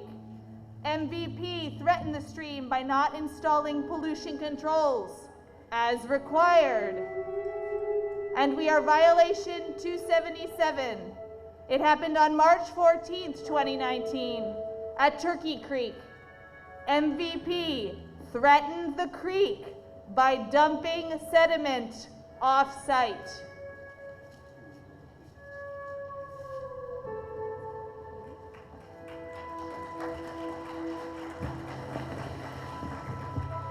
My name's Tarana from Richmond, Virginia. Violation number 14 happened on July 12, 2018 at the Blackwater River. The river was threatened by pollution controls not installed as required. I'm Leanne Luskin. This is Simon Luskin with the First Unitarian Universalist Church of Richmond. Our violation is number 86. It happened on February 25th, 2019 at Jonakin Creek. The creek was threatened by pollution controls not installed as required.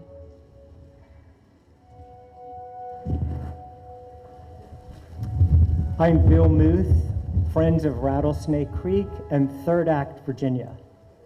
My violation is number 42.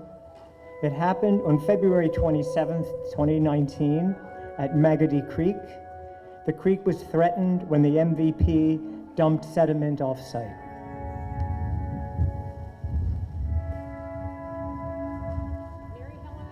From Richmond, Virginia. My violation is number 233. It happened on March the 20th, 2019 near Teals Creek. MVP threatened the creek by dumping sediment off-site. I'm Kaylin of Richmond, Virginia. My violation is number 40. It happened on July 5th, 2018 at Little Creek. The creek was threatened by pollution controls not installed as required. Hi, I'm Amy Schertz of Sunrise Williamsburg. My violation is number 168. It happened on August 13th, 2019 at Bottom Creek. The creek was threatened by insufficient pollution controls. My name is Hannah, and I live in Charlottesville, and I'm a part of the Virginia Scientist Community Interface. My violation is number 225.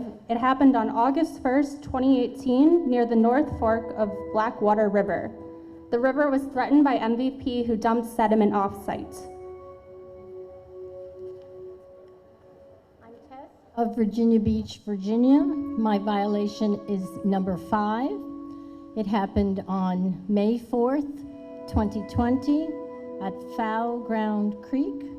The creek was threatened by sediment dumped off-site.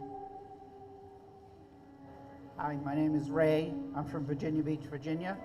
My violation is number 4. It happened on December 1st, 2018 at Dry Run. The run was threatened because MVP's pollution controls were not installed as required. Hello, my name is John Wagner, and I'm from Chatham County, North Carolina, and I'm with the Haw River Assembly and the Poor People's Campaign. My violation is number 281.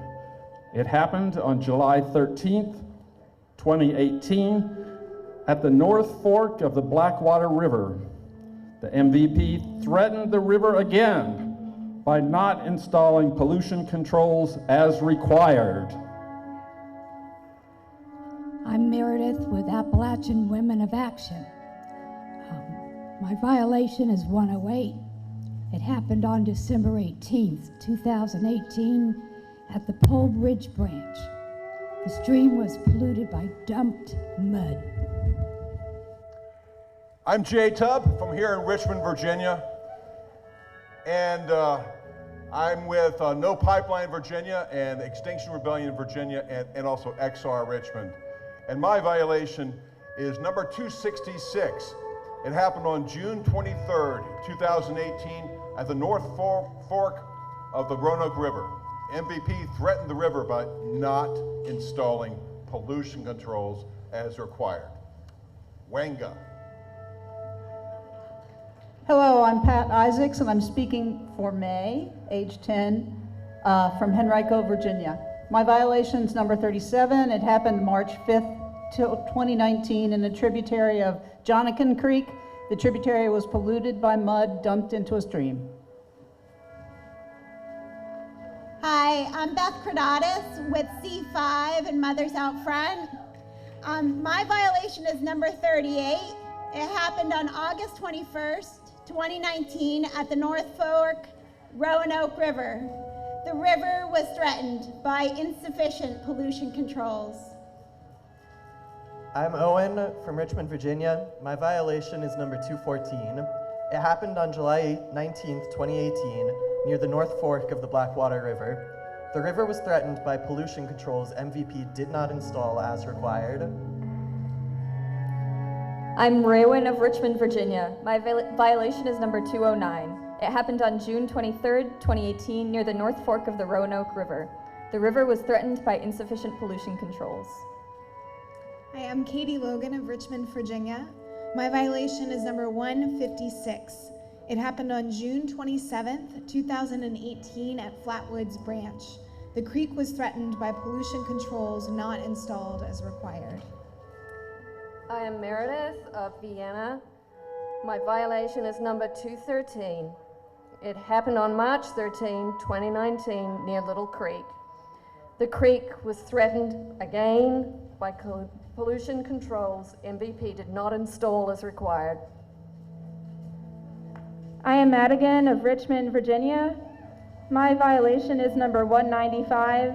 It happened on July 13th, 2018 at Green Creek. The creek was threatened by pollution controls not installed as required. I'm Serena of the Richmond chapter of Southerners on New Ground. My violation is number 87. It happened on November 27, 2018 at Mill Creek. The creek was threatened by sediment dumped off-site.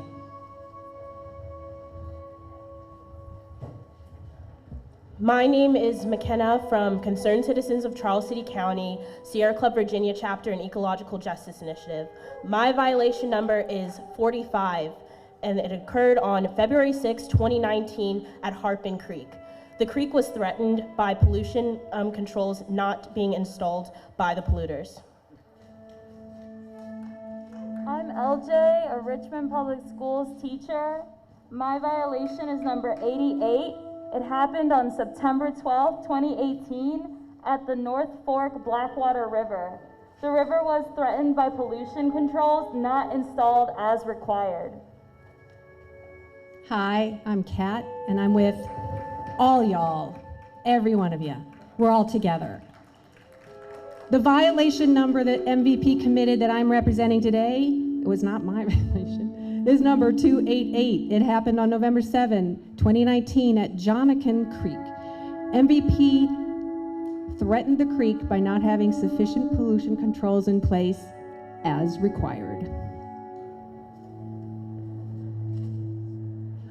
Hi, I'm Daphne Charette from Richmond, Virginia. My violation is number 12. On October 16th, 2018, sediment was dumped off-site into Little Creek, which helps provide drinking water for Rocky Mount. I'm Hannah. My violation is 98. It happened on September 20th, 2018 at a wetland near Cherrystone Creek. The wetland was polluted by dumped mud.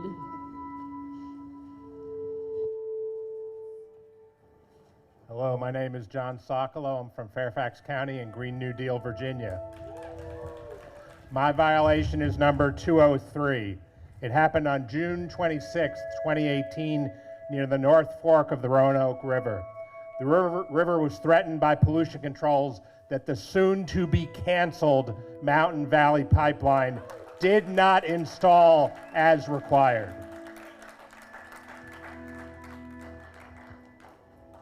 My name is Richard. I am from Richmond and from Union Hill. My violation is number 228.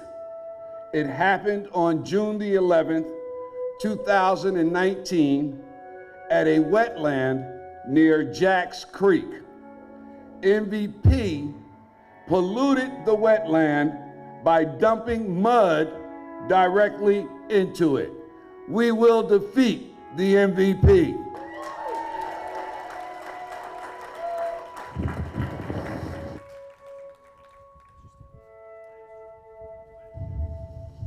There we go. My name is Trey. I'm a member of the Richmond Democratic Socialists of America. My violation is number 144. It happened on March 27th, 2019 at Cherrystone Creek. The creek was threatened by the pollution controls not installed as required by law.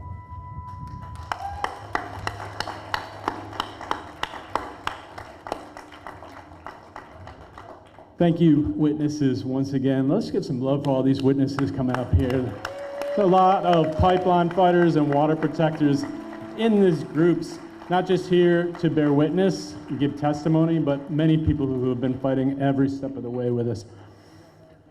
I want to give a shout out now to our technical director, Sunbus creator, and Sun Sing collective musician, Graham Smith White, and to his assistant TD, Gerald Bradley, and a big shout out to our stage manager, Zap McConnell.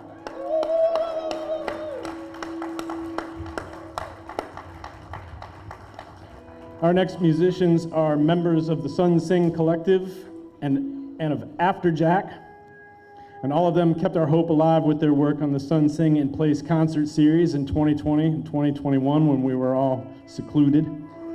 Please welcome Rachel and Emily Blankenship Tucker, Joshua Vanna, Gabe Gavin, and the extraordinary singer-songwriter Bernadette B.J. Lark.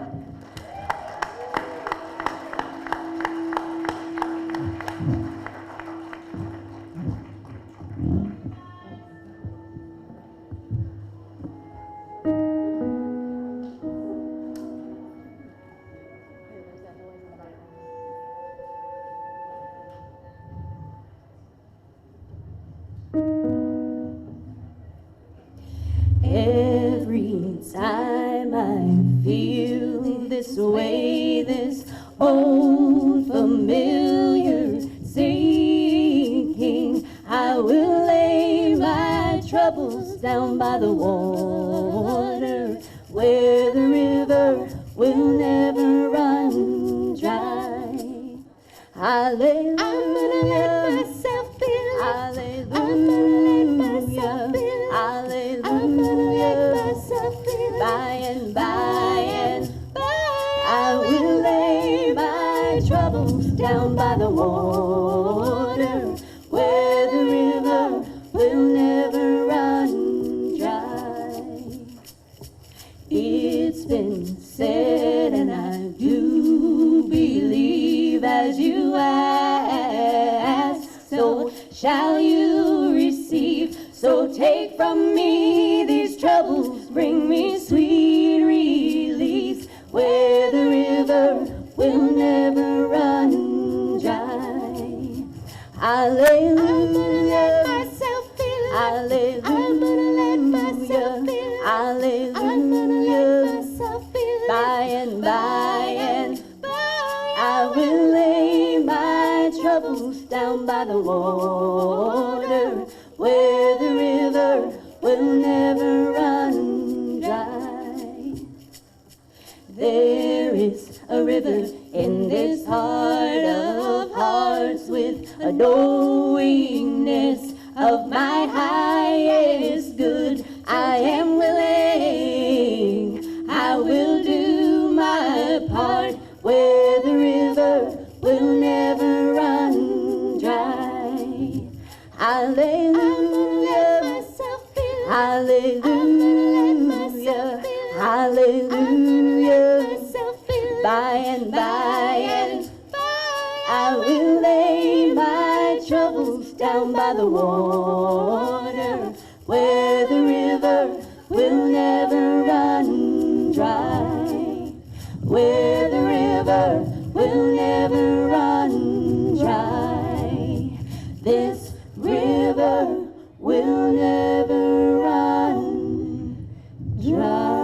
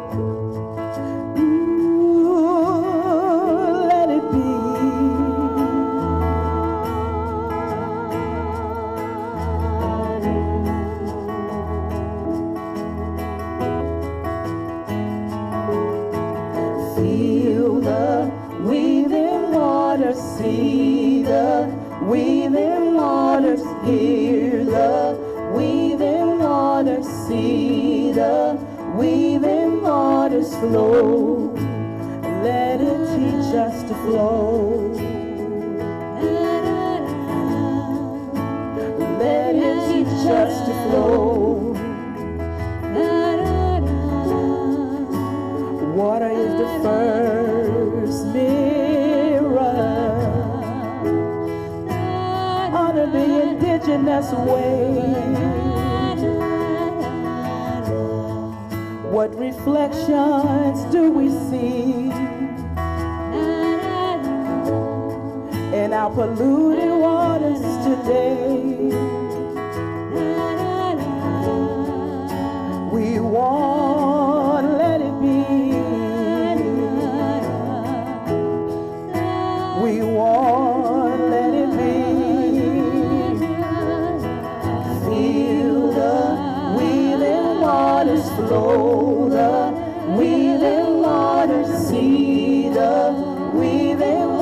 waters flow, the weaving waters, hear the weaving waters flow. Let it teach us to flow.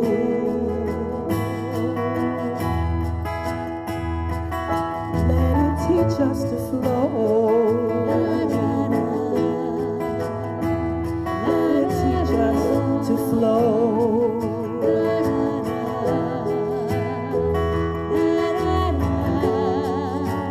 Water is the first mirror. Honor the indigenous way. What reflections do we see in our polluted waters today? Ooh, no, we won't let it be. We won't let it be. Feel the weaving waters flow, the weaving waters, see the weaving waters flow, the weaving waters, hear the weaving waters flow. Let it teach us to flow.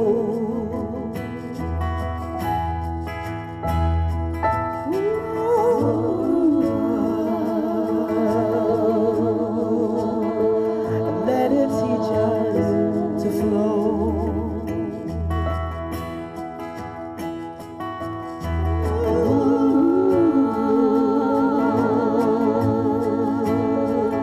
Let it teach us to flow.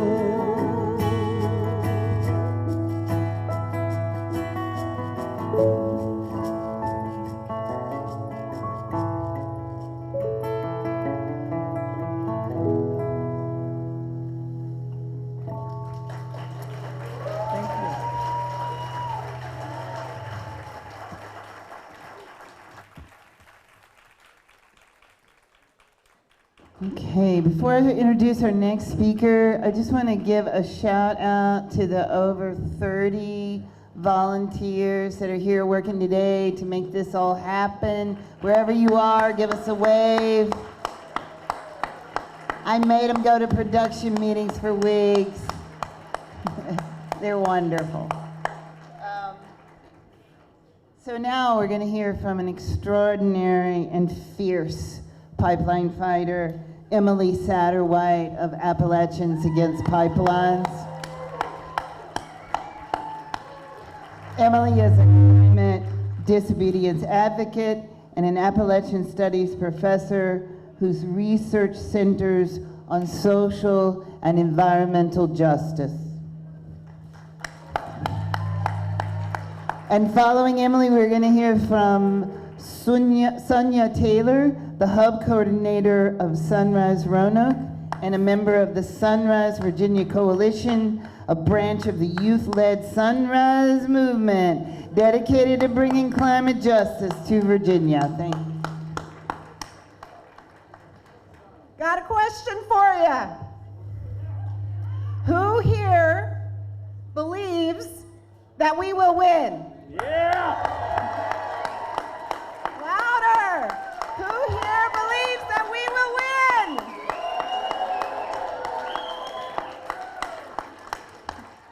I believe that we will win. If we continue to show up and act up. We got the showing up for each other part down. We showed up against Atlantic Coast Pipeline and we won. That's right. We showed up for Pennsylvania County and we won. That's right. They wanted you to ignore Appalachia, but you refused. They wanted you to ignore Southside because there's nothing there. That's what DEQ staff told the Air Board. But you said, I see my rural and Black and Indigenous neighbors, and they matter. Today you showed up from near and far to say you're not giving up on Southwest Virginia and you're not giving up on the planet. Now we gotta act up. I'm talking about peaceful mass non-cooperation and intervention. That's right. That's why I come to you today wearing my Appalachians Against Pipelines hat, not my professor hat, not my nonprofit hat. Mountain Valley Pipeline is issuing subpoenas trying to frighten people away from affiliating with Appalachians Against Pipelines. MVP, sheriff's departments, local judges and prosecutors, they want to try to isolate so-called bad actors from we who show up, but we will not let them. Some of us have the personal security to act up, to disobey flagrantly and spectacularly. Yeah. I see you, Red. That's right. I see you, Bridget and Deborah and Princess. Do it if you can. Do it if you can. Some of us do not have that kind of security, but we are all called upon to support those who act up. Because whatever their alleged offense, it is nothing like the violence of pollution, the violence of incarceration, racial capitalism, ecological destruction. We honor good trouble. We protect the imperative to act up. Thank you. Thank you, all of you, for keeping the faith, for believing in this campaign to end Mountain Valley Pipeline as part of a just transition away from the ruination and inequity of the fossil fuel era. We are not going anywhere. We will continue to show up and act up, and we will do it with puppets and poetry and music. And we will do it with generosity and joy and love. Thank you. Yeah.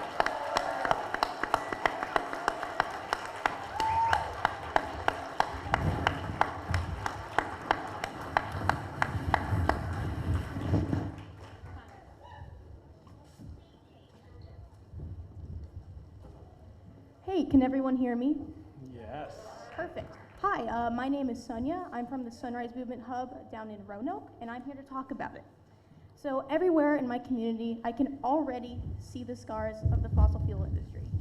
From the coal trains constantly passing through downtown, to the suburban sprawl that has made life very difficult for anyone unable to own a car, Roanoke has already suffered greatly at the hands of the fossil fuel industry. And that effect has been magnified on Roanoke's youth. Thank you. That effect has been magnified on Roanoke's youth, and we will continue to suffer as the years go on. But on top of all of that, I can think of nothing worse for my community than the construction of the Mountain Valley Pipeline.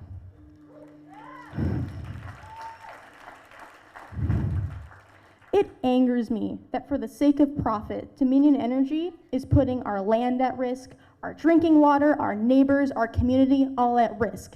It angers me to think of the future that Dominion Energy is condemning my community to, one with high temperatures, unsafe drinking water, and all of the ill effects of fossil fuel production on regions. It's not a hyperbole that Dominion Energy is selling my and my peers' future for profit. And it's not just a Roanoke or Southwest Virginia problem, it's a Virginia, American, and all Earth problem.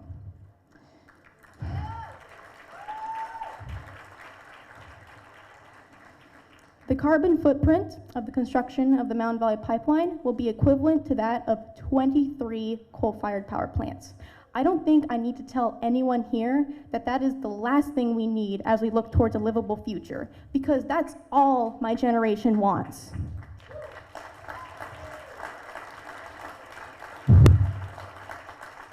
All we want is a future where we can live full, beautiful lives and watch our children do the same. But according to Dominion Energy, that is not more important than their bottom line.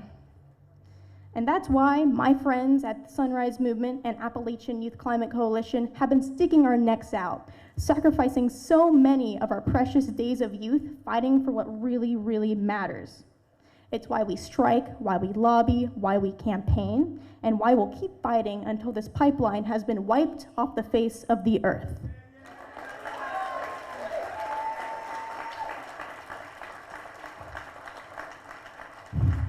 And I know that I'm new on the scene, a lot of us youth are. I know that there are members of older generations here who have been fighting this pipeline for years. And I just want to take a moment to acknowledge that. I know you're exhausted. I can tell because I've only been here 2 years and I'm already half dead, so I have no idea how you could possibly feel. But I just want to say that I appreciate the fighting chance you've given my generation, and I thank you for it. And I want to reassure you that we have your backs and we will carry the torch. We know that we stand on the shoulders of giants.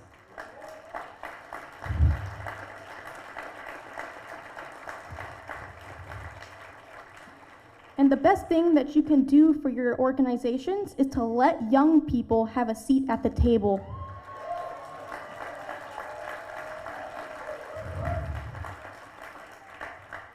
Don't tokenize us as your youth voice or shove us away into a youth council.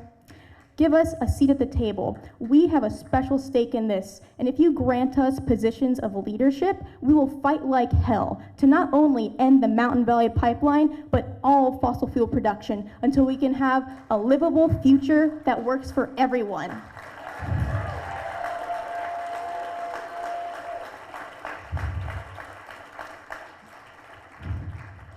Thank you for being here today, and keep up the good fight. Thank you.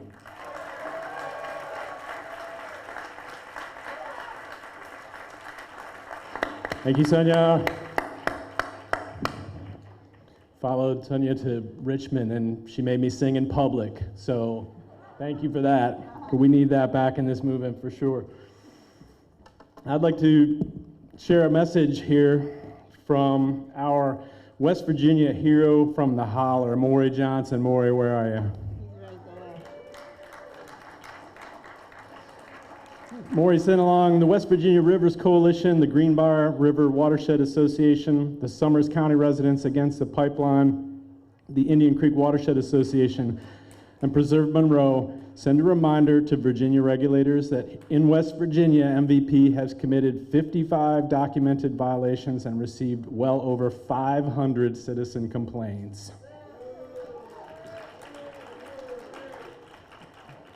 Before I introduce our next speaker, I'd like to call the reading group number 3 up to the front to line up, please. And think about our friends, family, and loved ones in West Virginia as you assemble for the next reading. Since our next speaker was first elected to the Virginia House of Delegates, Delegate Sam Rasool has fought for the people of Virginia by passing legislation that expands healthcare access, speaking out against fracked gas pipelines we don't need, and rejecting special interest PAC donations. Sam has been showing up for communities across Virginia and fighting for justice, and he will continue lifting up our voices across the Commonwealth. Sam Rasool.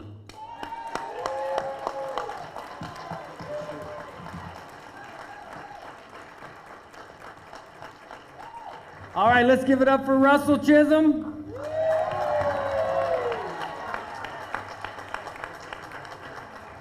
But some very, very special love across Artivism, but for Kay Ferguson.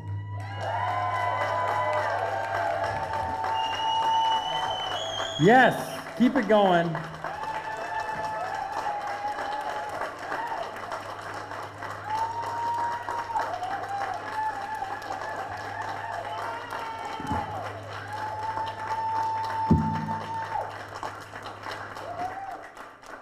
It is nice to have such awesome friends who are dedicated to doing what is right. And you know what? Sometimes politics can be a little bit tough, believe it or not. And it can be tough to figure out, who's going to be on our side in the end. We love you too. But let me tell you how I feel about it. I find life in the struggle.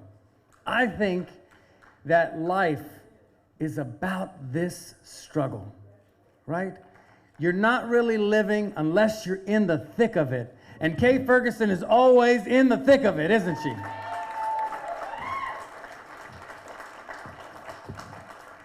And I thought I was in the thick of it until, I know she's around here somewhere, until this ornery redhead got in the trees. Where's Red Terry? Raise your hand. I know you're around here somewhere.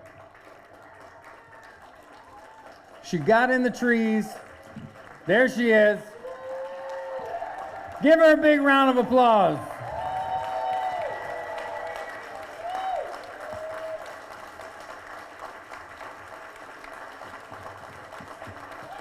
Her and her awesome daughter, Minor, said, we are not going to take it anymore.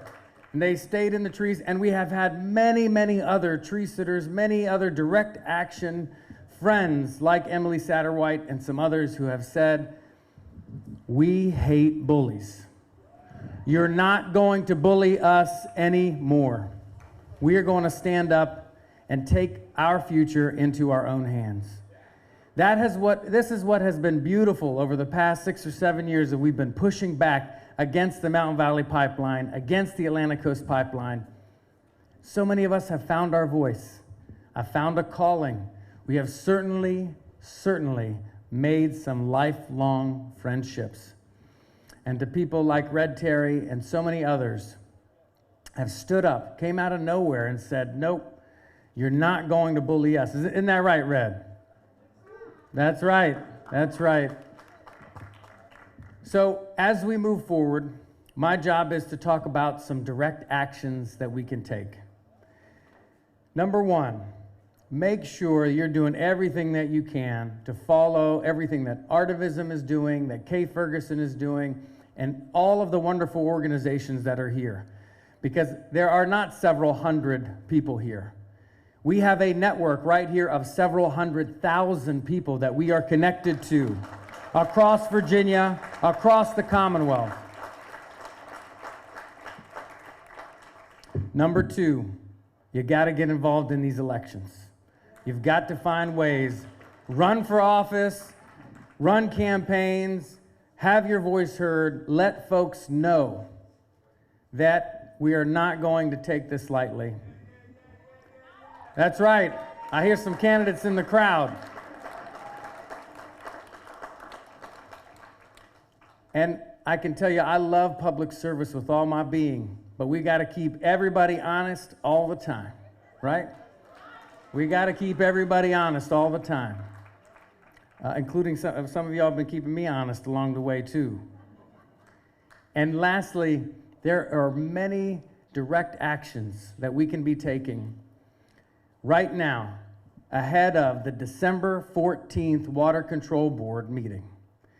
We have an opportunity for Virginia to be on the right side of history. I have been on the House floor for 8 years. Thank you. And there are some votes that have been very difficult for me.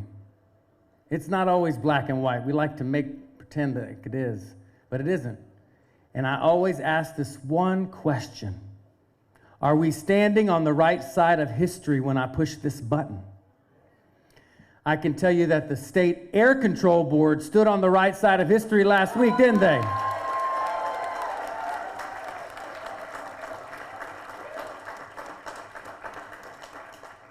And they didn't just kind of stand, they made a definitive statement.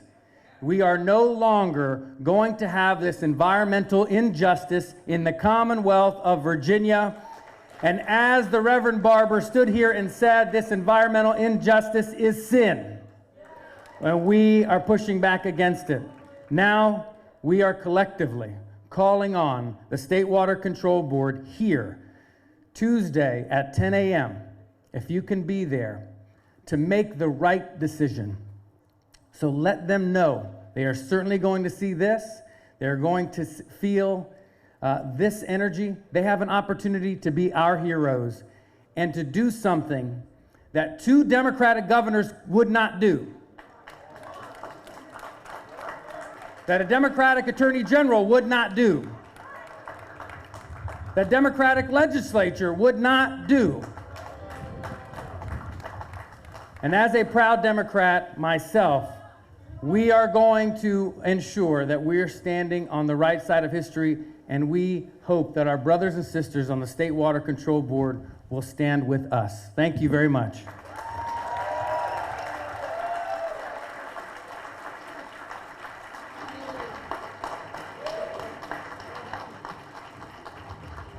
Okay, so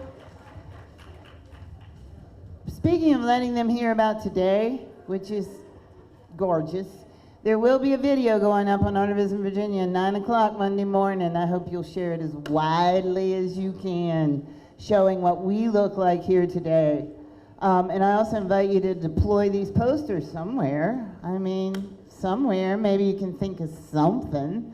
But because the fossil fuel boys just really don't know when to quit, we want to point to the next battle in our collective fight against any new fossil fuel infrastructure in our Commonwealth. And that next battle is in the community of Charles City County. Residents of Charles City County, a majority-minority community east of Richmond, very close to here, already live in the shadow of a toxic mega landfill, and they've spent the last 2.5 years fighting two merchant gas-fired power plants that were proposed to be built within a mile of each other, and 2 pipelines that are proposed to feed them. Thanks to C5, concerned citizens of Charles City County. They're over here. One of those plants and one of those pipelines is already dead. But the Chickahominy Power Station and the Chickahominy Pipeline remain a threat, as well as proposed expansions to the landfill. So please bring your attention and your support to C5 and to Citizens Against Chickahominy Pipeline. They've got information for you up here. See them? They're waving. Yeah, talk to them, help them. They're very close to you, Richmond people. Because if the terrible threat of climate change has taught us anything, is that there can be no more sacrifice zones and no further illusions that any of us are lesser because of race, because of economics, because of faith or location. No further illusions that all of us are not equally threatened and equally worthy, and that we must unite to survive. And now it's a violation group? Yeah, they're up. All right, so violation witnesses group number 3. Come on down. Hello, I'm Georgianne from Richmond and Buckingham County. My violation is number 8. It happened on October 17th, 2018 at Dry Branch. The branch was polluted by mud dumped in a stream. Good day, my name is Erin and I'm a clergy member with the United Church of Christ. My violation is number 263. It happened September 27th, 2018 at Sinking Creek. MVP threatened the creek by not installing pollution controls as required. I'm Callie, here for my future and the planet I will inherit. My violation is number 142. It happened on July 9th, 2019 at a tributary to the Blackwater River. The tributary was polluted by mud dumped in the stream.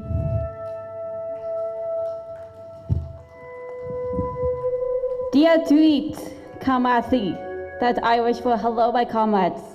I am Ellie of Sunrise Movement DC of Piscataway land, and I myself am of Richmond on occupied Powhatan land. My violation is number 183. It happened on October 23rd, 2018 at Bradshaw Creek. The creek was threatened by pollution controls not installed as required. Hi, I'm Charlie Strickler, Harrisonburg, Virginia, representing Climate Action Alliance of the Valley. My violation was number 265. It happened on February the 18th at Johnican Creek. MVP threatened the creek by not having sufficient pollution controls in place. I'm Ian from Stephen City. My violation is number 146. It happened on May 17th, 2019 at Little Cherry Stone Creek. The creek was threatened by sediment dumped off-site.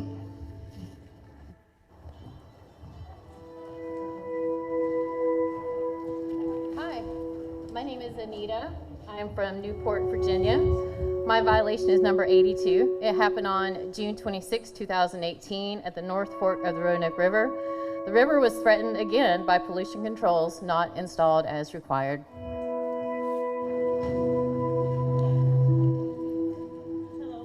My name is Kim Washington, representing the Brown Road community in Hanover County, and we are fighting environmental injustice against Wegmans Distribution Center, and my violation is number 96. It happened on March the 26th, 2019 at Flatwoods Branch. The branch was threatened by insufficient pollution controls. My name is Leah Jones from Virginia Interfaith Power and Light. My violation is number 223. It happened on March 14th, 2019 at a tributary to Orange Creek. MVP polluted the creek by dumping mud directly into it.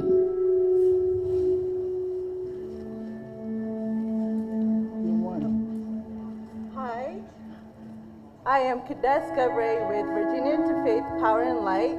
My violation is 221. It happened on July 13th, 2018 near Tails Creek.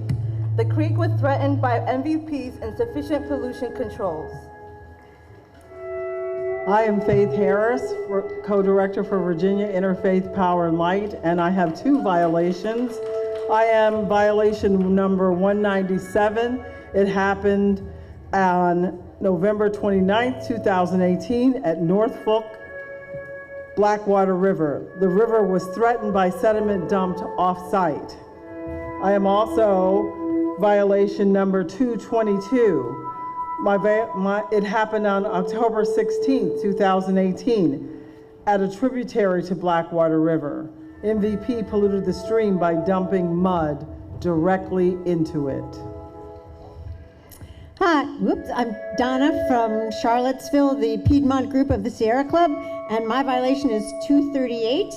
It happened on February 19th, 2019 at Blackwater River.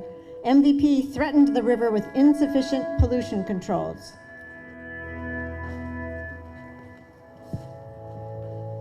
Hello, good afternoon. I'm Mervyn DeMello. I'm from India, where we have our own battles against fossil fuels, so you're not alone. And I'm also from Washington, D.C., from the Dorothy Day Catholic Worker Community. My violation is number 193. It happened on September 26th, 2018 at North Fork Roanoke River. The river tributary was polluted by mud dumped in a stream. Hello, my name is Kirsten DeMello.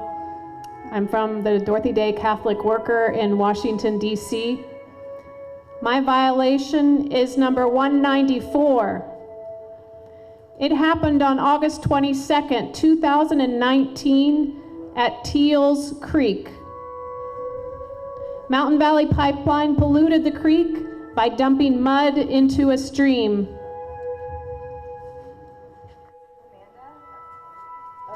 County.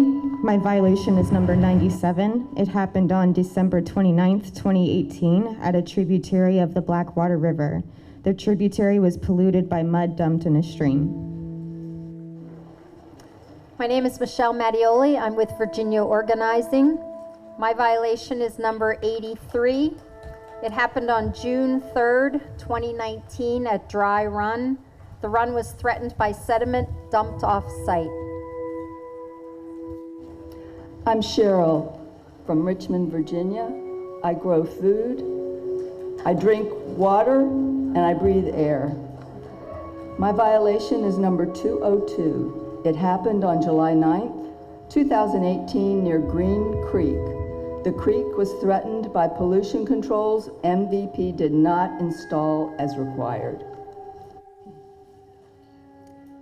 Hello, I am May of Crozet, Virginia.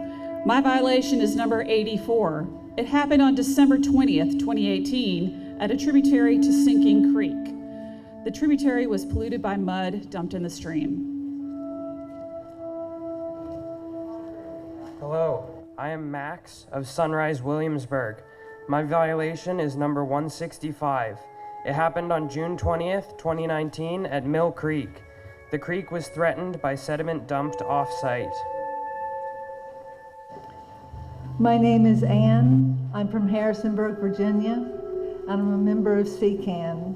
My violation is number 186. It happened on November 13th, 2020, near Blackwater River.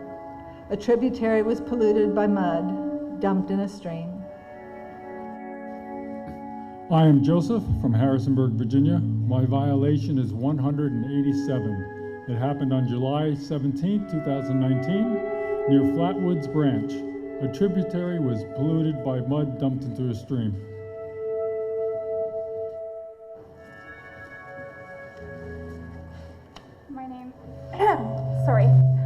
My name is Anne from Norfolk, Virginia, and violation number 9 happened on May 4th, 2020 at Foul Ground Creek. The creek was polluted by mud dumped in a stream. Hi, I'm Mitchell from Norfolk. My violation is number 10. It happened on July 31st, 2019 at Bottom Creek. The creek was threatened by pollution controls not installed as required. Hi, I'm Travis Williams of Richmond, Virginia with the Virginia Environmental Justice Collaborative. My violation is number 85. It happened March 27, 2019 at Cherrystone Creek when mud was dumped into a stream. I'm Kevin of Hanover County. My violation is number 199. It happened on August 28, 2019 at the Blackwater River. The river was threatened by insufficient pollution controls. Hi, I'm Sonia of Richmond, Virginia. My violation is 257. It happened on March 19th, 2019 at Flatwoods Branch. MVP threatened the stream by not installing pollution controls as required. I'm Maddie with Hanover Citizens Against a Pipeline. My violation is number 259. It happened on November 29th, 2018 at Mill Creek.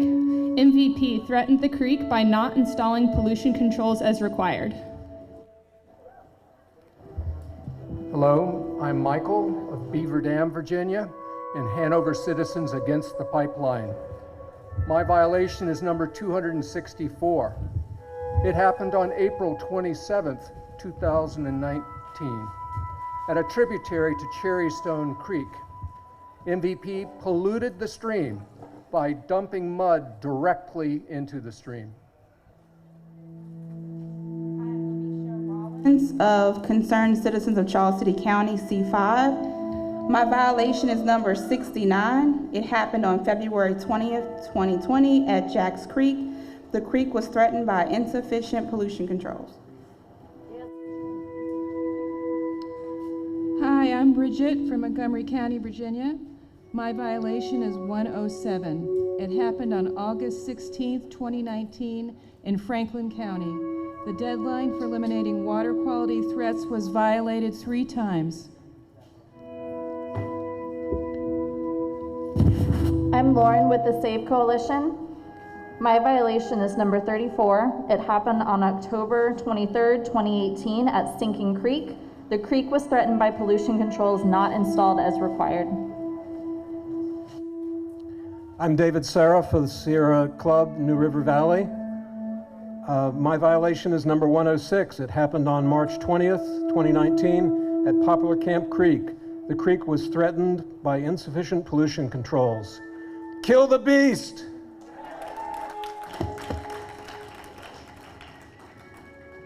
My name is Gracie. My violation is number 93. It happened on June 3rd, 2019 at Dry Run. The run was threatened by sediment dumped off-site.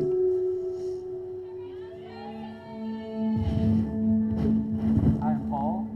I'm representing the Rockfish Valley Foundation Environmental Literacy Project in Nelson County. My violation is number 181. It happened on September 11th, 2018 at Sinking Creek. MVP threatened the creek by not installing pollution controls as required. I am Nathan Airways of Sunrise, Richmond, and also Richmond for All. My violation is number 177. It happened on February 25th, 2019, near Jonathan Creek. A wetland was polluted by mud dumped on the wetland. I'm Lib Hutchby from Women's International League for Peace and Freedom in Chapel Hill, North Carolina, and the Poor People's Campaign. We stopped the ACP, we're going to stop the MVP. My violation is number 191, and it happened on February 26, 2019, at Tills Creek, poor Tills Creek. The creek was threatened by sediment dumped off-site.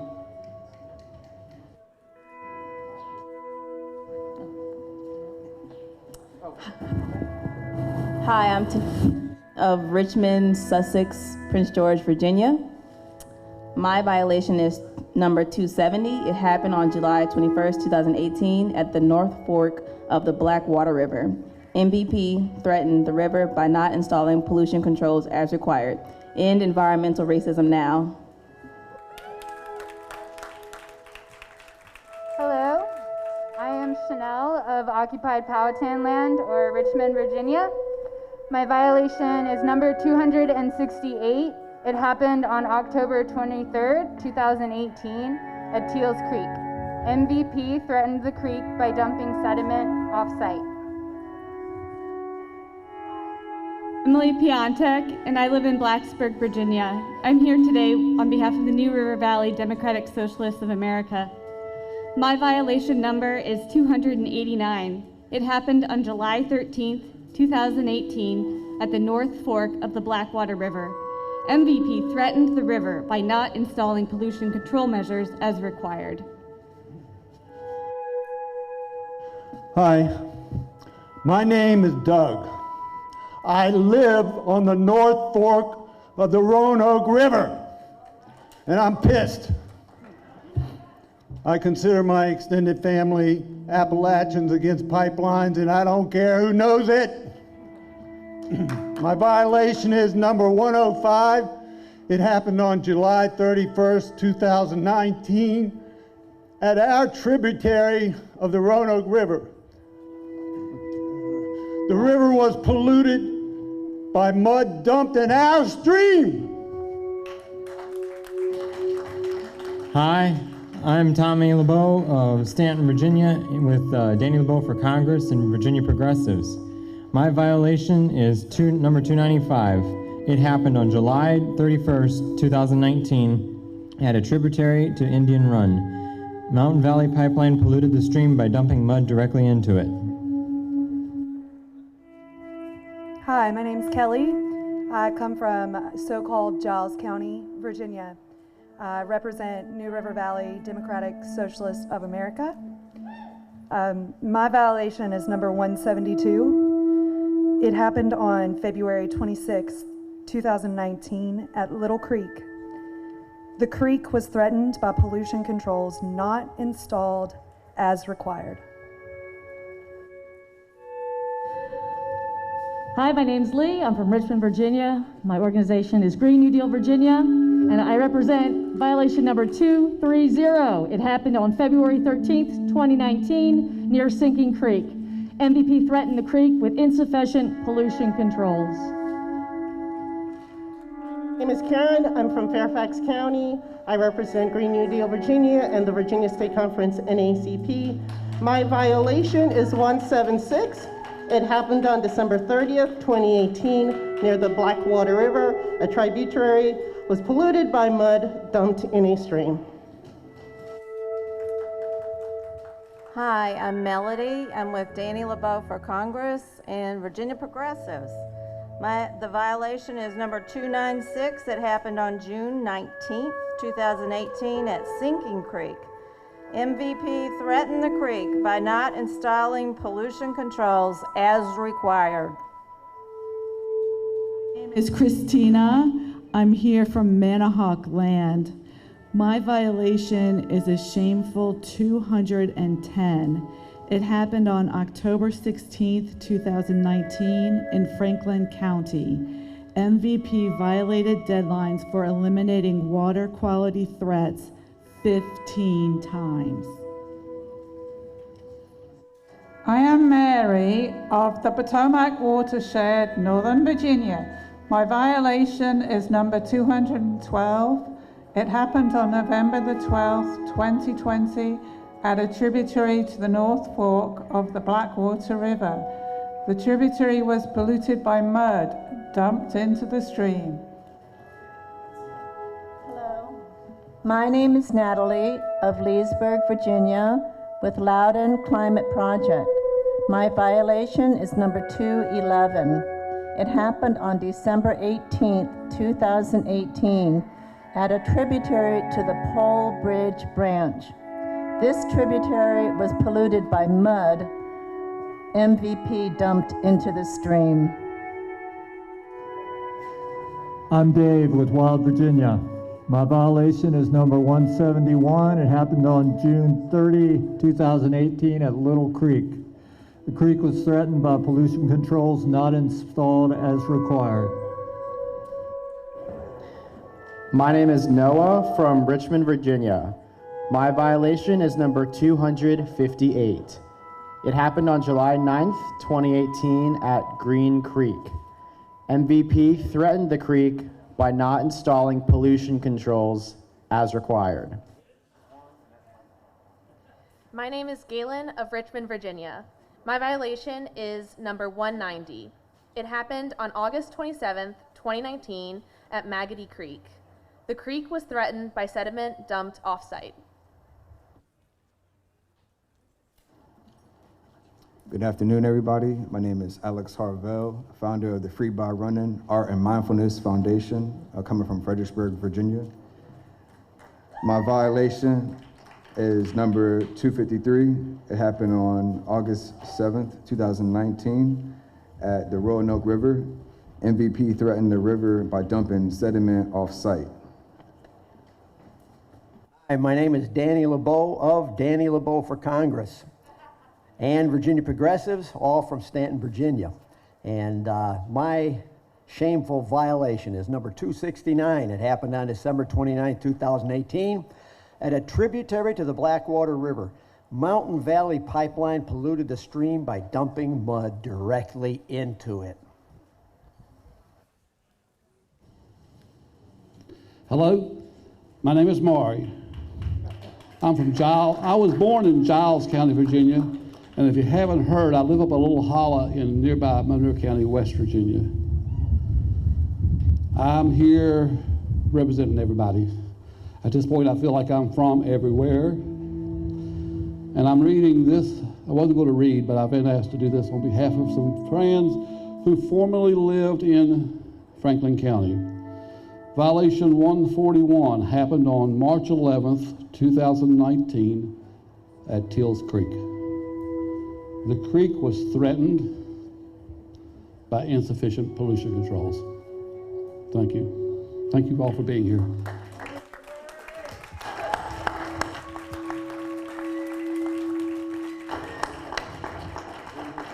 So do you think they should get another water permit? Boo! let me know.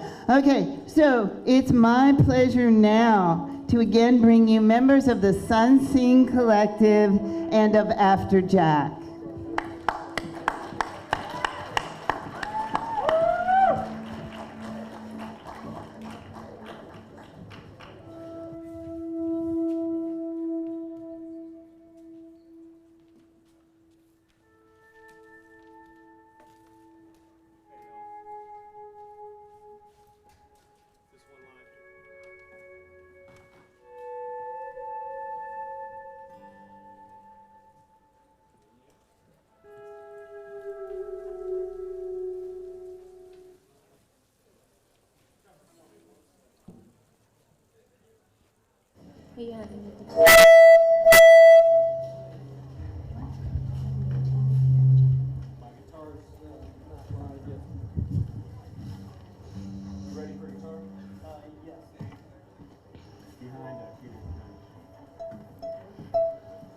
Hey y'all, thank you for sticking around. Seems like some folks in the house here got longevity, huh? Longevity Dr. Barber was talking about. In it for the long haul. Some folks in here been in it for the long haul, working on other justice issues before the Mountain Valley Pipeline, Atlantic Coast Pipeline, and it's not going to stop after that. Get a little tired sometimes. That's why we got to lift each other up. And after we beat MVP, which we will, we got a long way to go. We're standing in a shadow of colonialism today, and we're on stolen land. It's hard to find justice on stolen land, but you know what? All we got to do is stick with each other.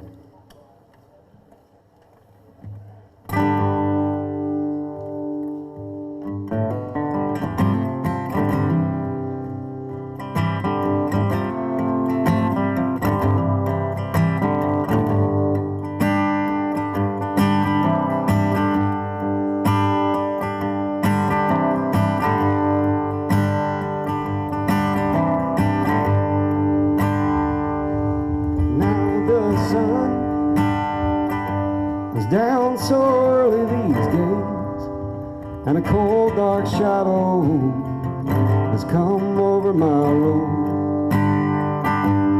Lately round here, things ain't been the same, and I feel so alone, and I feel so alone.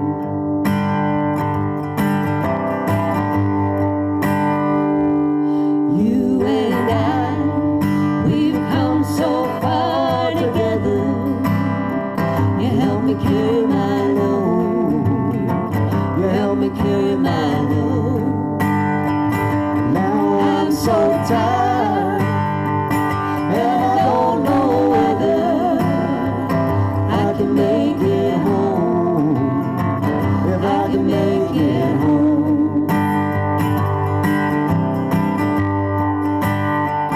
I have tried to break away from all this darkness.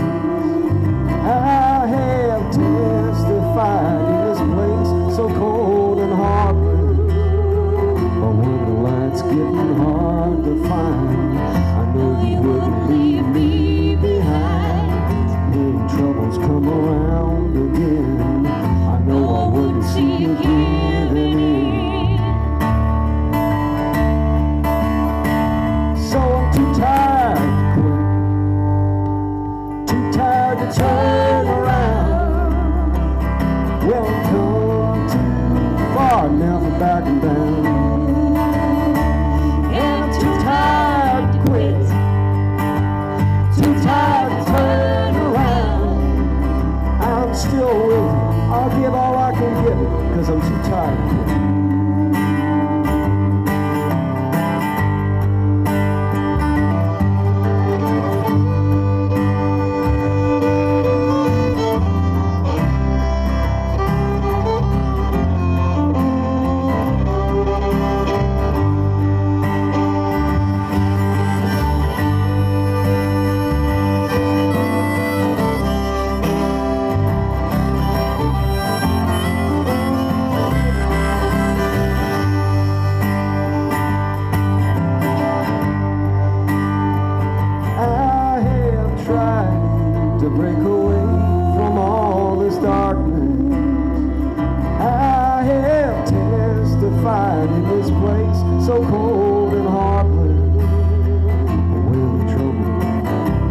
to find.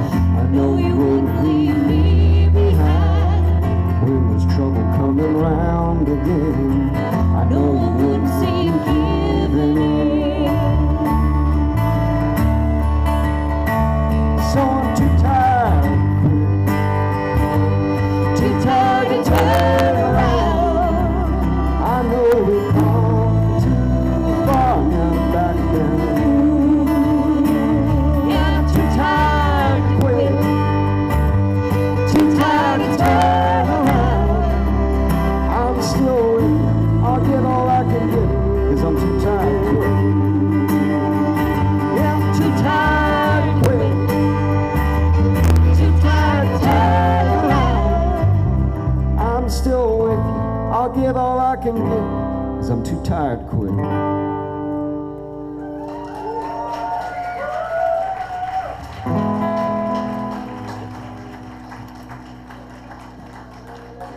Too damn tired to quit.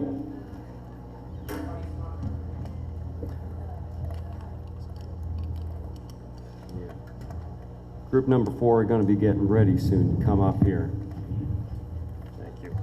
Come on down. All right, y'all. Some of you know this song. For everyone who's getting in the way, an awful lot of you getting in the way in your own special way, but we're getting the goods, y'all. We're winning slowly, and we're going to win soon. We got to stick with it.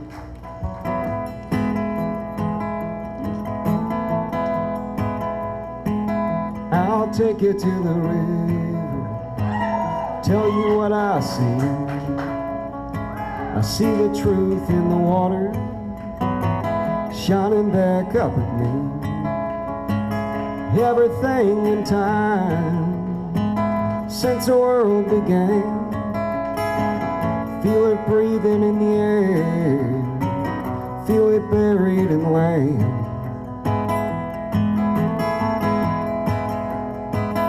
I'll take you to the river, tell you what I hear. I hear the thunder in the distance, I hear the river say a prayer. Here come that company man, here come that big machine. Here come the murder of the mountain, here come the in-between. I'll take you to the river, I'll take you to the truth. Every life is water running through you. What are you gonna hold to? What are you gonna do? I'll take you to the river, I'll take you to the truth.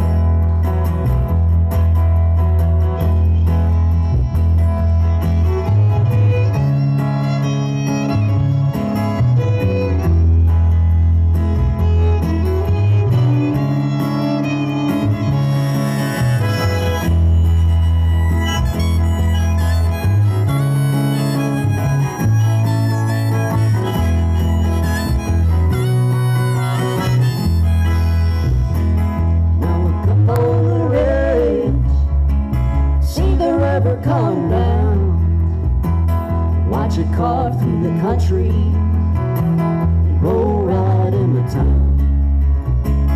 Everything in time, running through our veins. We got the river running through us, no river runs in vain. I'll take you to the river, I'll take you to the truth. Every life is water running through you.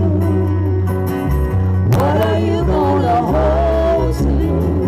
What are you gonna do?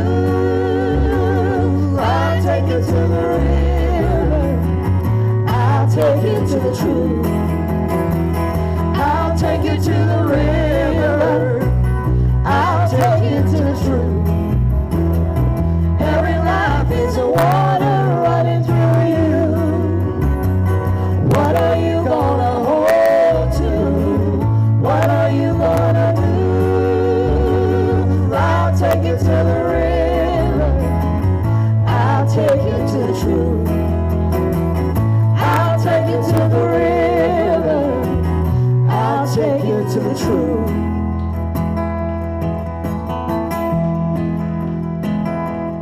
take you to the river.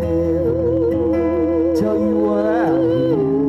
Tell you what I hear. I hear the thunder in the distance. I hear the river say a prayer.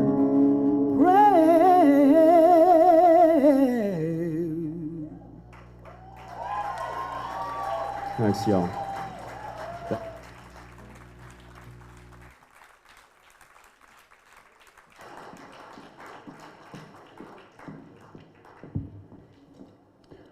One more time, if you are in group 4, come on down.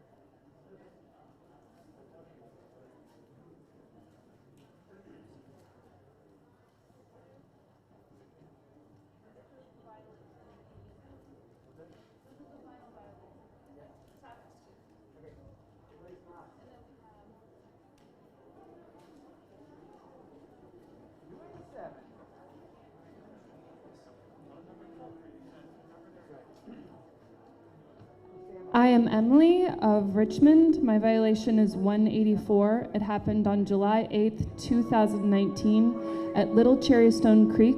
The creek was threatened by insufficient pollution controls.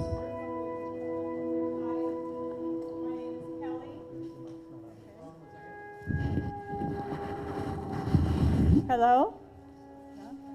My name is Kelly. I'm from Charlottesville. MVP violation number 188 happened on June 29th, 2018 at Flatwoods Branch. The creek was threatened by pollution controls that were not installed as required. I'm Charles Hart of Charlottesville, Virginia. My violation is number 189. It happened on January 18th, 2019 at Rocky Creek. The creek was threatened by pollution controls not installed as required. I am Max of William and Mary College Socialists. My violation is number 164. It happened February 5th, 2019 at Harpin Branch. The creek was threatened by pollution controls not installed as required. My name is Akari of Charlottesville, Virginia, and Youth Against Pipelines. My violation is number 287. It happened on August 7th, 2019 at so-called Indian Run. Mountain Valley threatened the stream by not having proper, sufficient pollution controls in place. My name is JP, originally from Falls Church, Virginia, and I'm here with CCAN. And MVP's violation number 76 happened on June 21st, 2018 at Sinking Creek.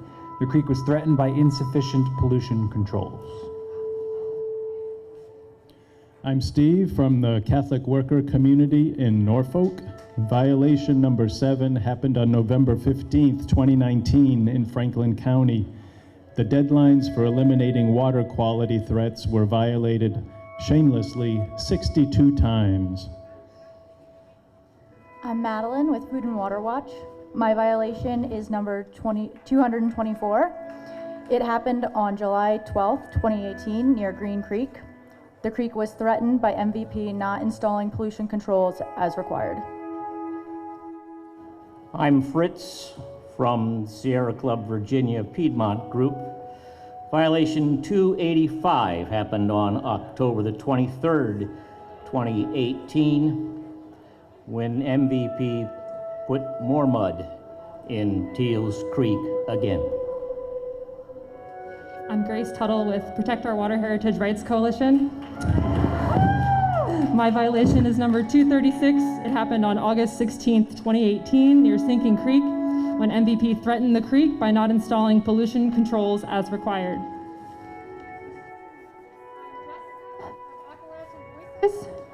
My violation is 225. It occurred on August 1st, 2018 at the North Fork of the Blackwater River. The river was threatened by MVP who dumped mud off-site. I am Kim Williams of the Catholic Worker Community in Norfolk, Virginia, and Mothers Out Front.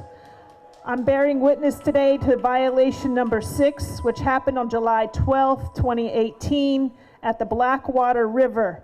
The river was threatened by insufficient pollution controls.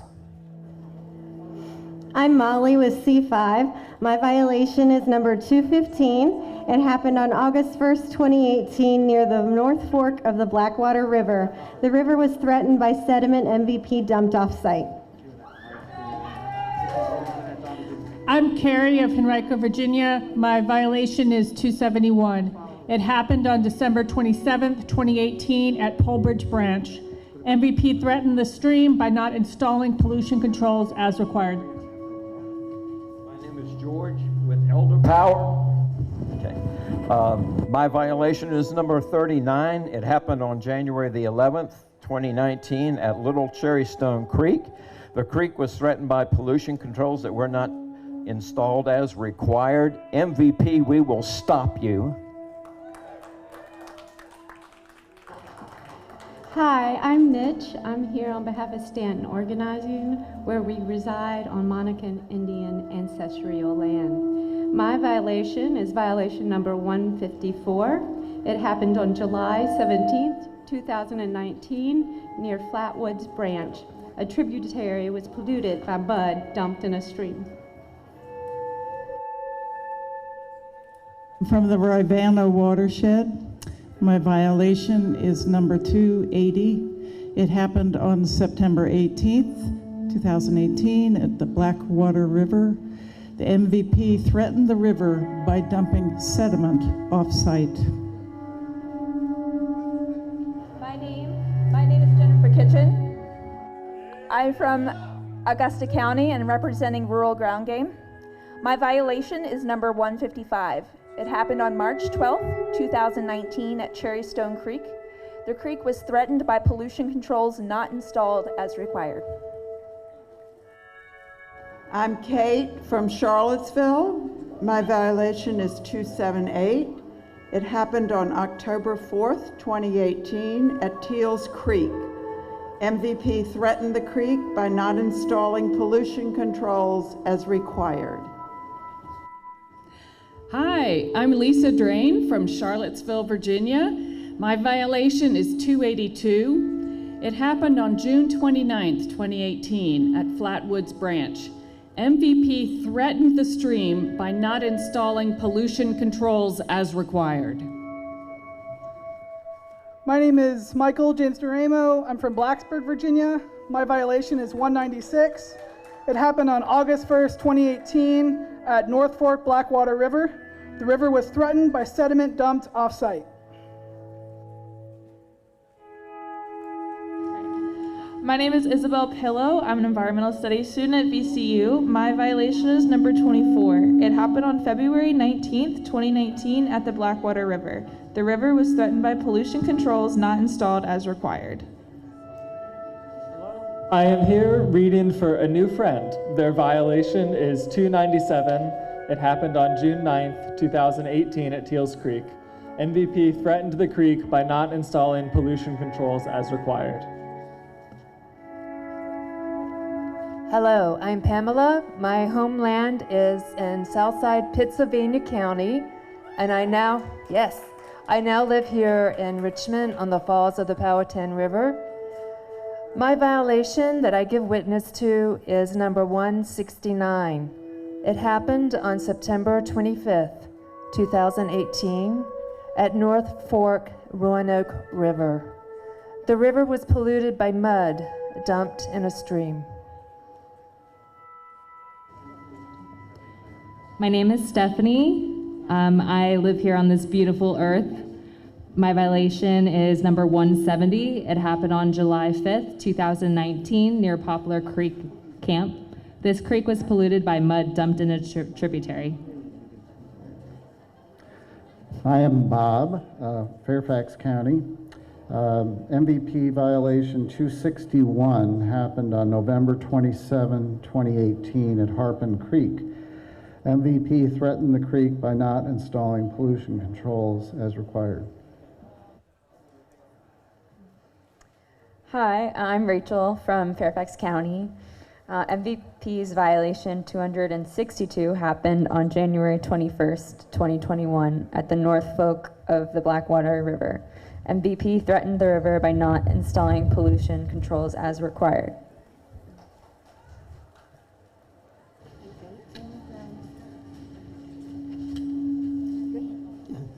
Hello, I'm Ella of Union Hill, Buckingham. Friends of Buckingham, my violation is number 304. It happened on December 22nd, 2018 at the Roanoke River. MVP threatened the river by not installing pollution control required.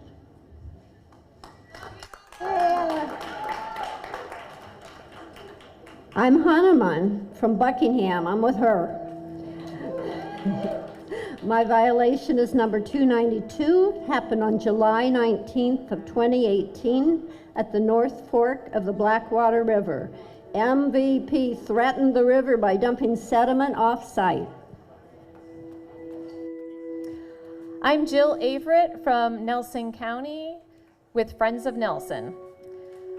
My violation is number 95. It happened on June 12th, 2019 at a wetland near Little Cherrystone Creek, again. The wetland was polluted by mud dumped in a stream. Hi, I'm Divya Bertu, Friends of Buckingham and Virginia Community Rights Network. My violation is 290. It happened on February 20th, 2020 at Poplar Camp Creek. I don't know how many times, but MVP threatened the creek by not installing pollution controls as required. Hi, I'm Chad of Union Hill, Buckingham, Virginia. Friends of Buckingham, my violation is number 293. It happened on June 21st, 2018 at Flatwoods Branch. MVP threatened the creek by not having sufficient pollution controls in place. I'm Trish of Preserve Bent Mountain, Mothers Out Front, Citizens for Arsenal Accountability, and Stand with Red. My violation is 101. It happened on June 3rd, 2019, a dry run. MVP violently threatened the run by dumping sediment off-site, doomed to the pipeline. Connie of Blacksburg, and I'm with Appalachians Against Pipelines. My violation is number 100. It happened on August 17th, 2018 at Craig Creek, just in my backyard. The creek was threatened by pollution controls that were not even installed, though they are required.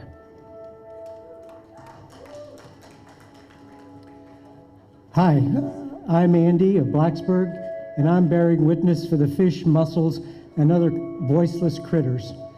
The MVP perpetrated violation number 104 on October 17, 2018, when it failed to install pollution controls required to protect the biotic and physical integrity on North Fork Blackwater River.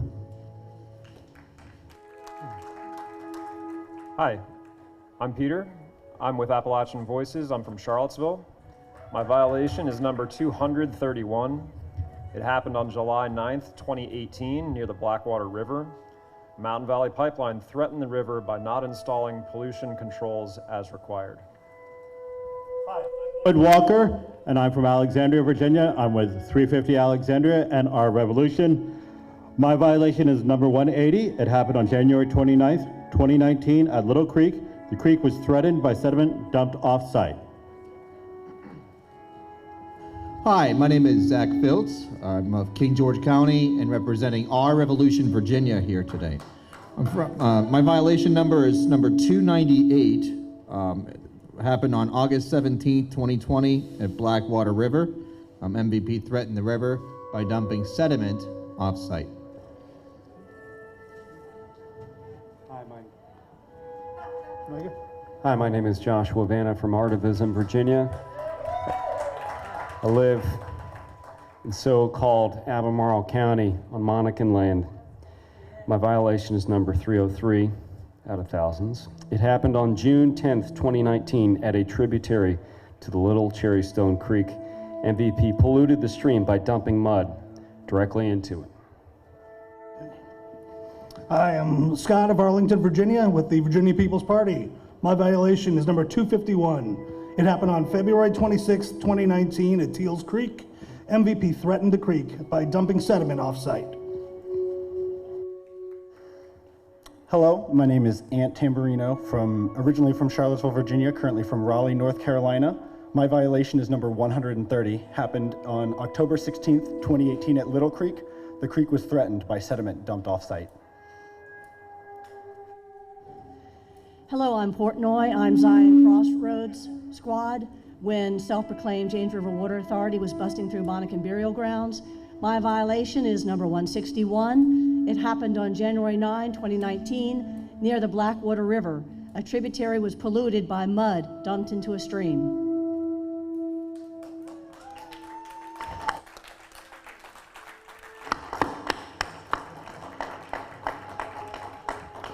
Can we get some witnesses in this space here today? Thank you. And now one of the brightest, biggest sounds in Virginia, the No BS Brass Band.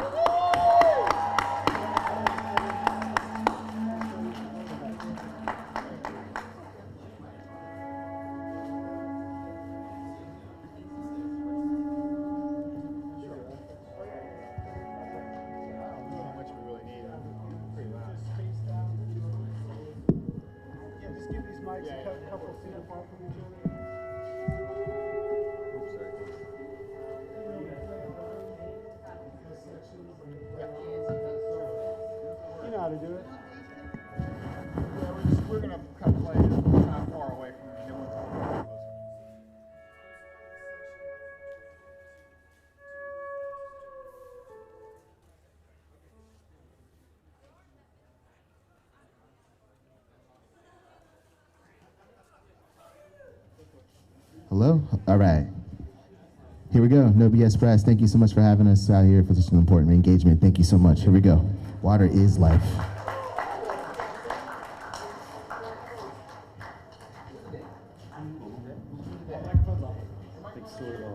Check, check. It is.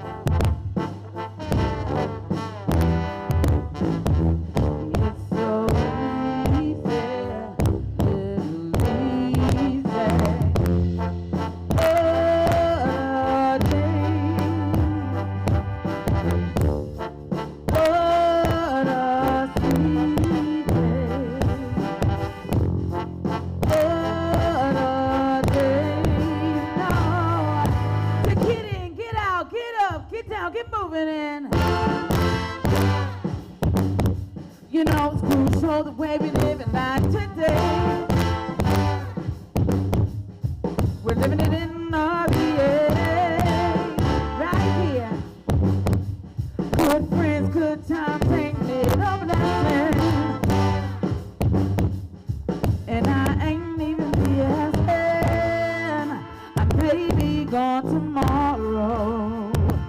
Oh, I might be gone today. But all I've got from this place, I've given it all away to the day. And if the day don't give it back, don't give it back, you know. Well, I've given it all away to the day.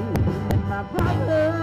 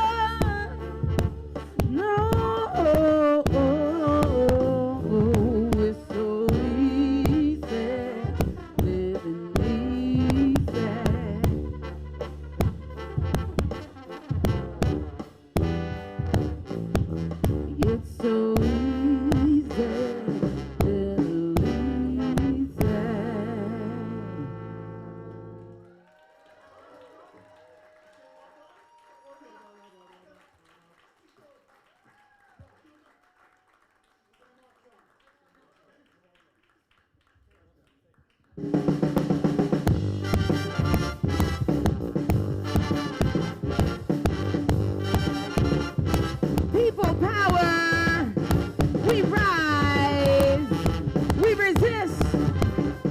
Clean water is worth protecting, right?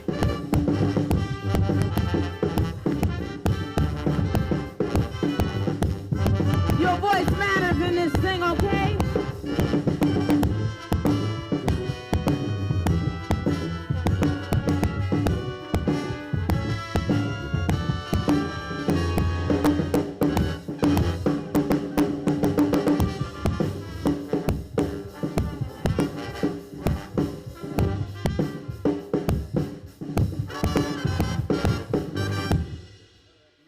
Water is life.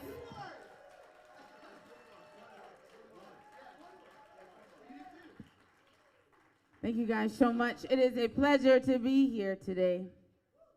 Because why do what we do if you're not doing it to be a part of something, right? Something that matters, something positive. Try to get things done.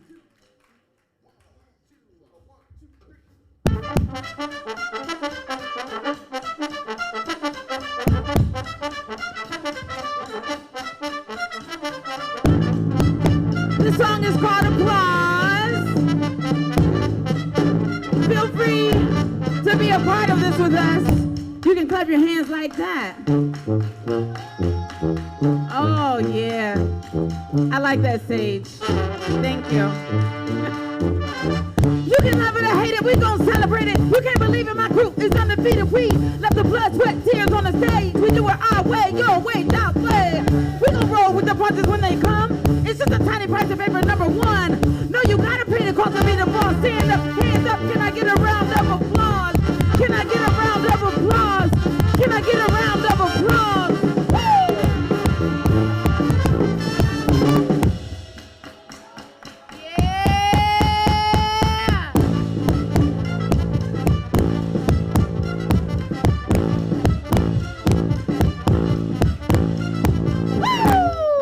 Water is life. Yes. Heavily meditated, styles been elevated. You're with the best, no stress, there's no BS, yes. You know we keep the people dancing on their feet. We made it to the top, we ain't come to compete. I'll lead the way, you just do as I say. Practice makes perfect more than a cliche. No, you gotta pay the cost to be the boss. Stand up, hands up, give yourself a round of applause. Give yourself a round of applause. Give yourself one.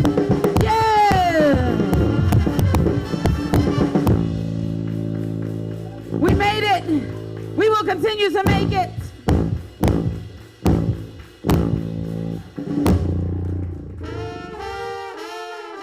You can't stop the shine. I'm fully equipped for the climb, and I do it every time. Never fold, hold 10 toes to the ground. What you hear are the sounds of a champ. We do it for the fam. Be an example, work hard, play hard, not mad battles, fought. So put your hands together and don't play with it. Put your hands together for those who stay with it. Put your hands together and don't play with it. Put your hands together for those who stay with it. Woo! You know what I came for. You know what I came for. Encore. But we know what you came for. We know what you came for. No BS. Come on, y'all. Come on, y'all. People power. But we rise.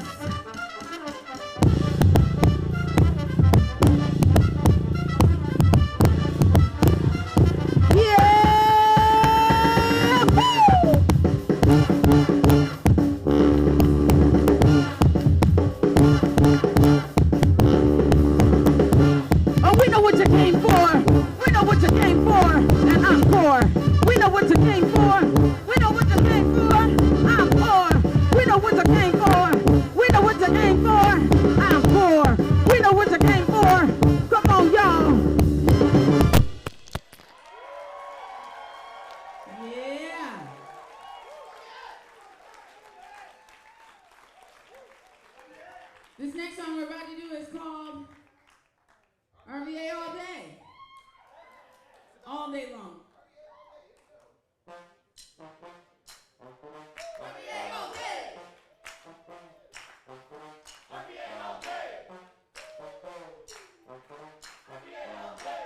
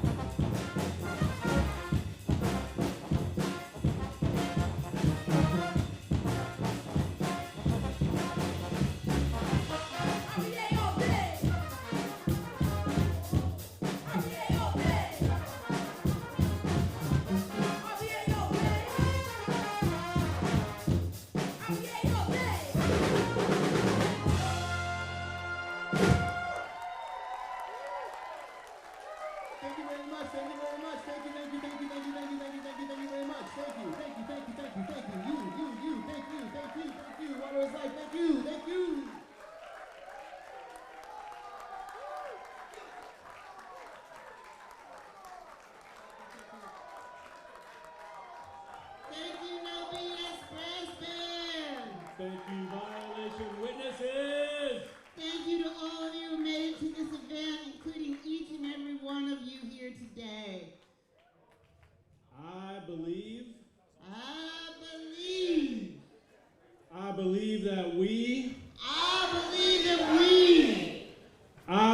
that we will win. I believe that we will win. I believe that we will win. I believe that we will win. Thank you all for being here today. Safe trip home for everyone. Thank you.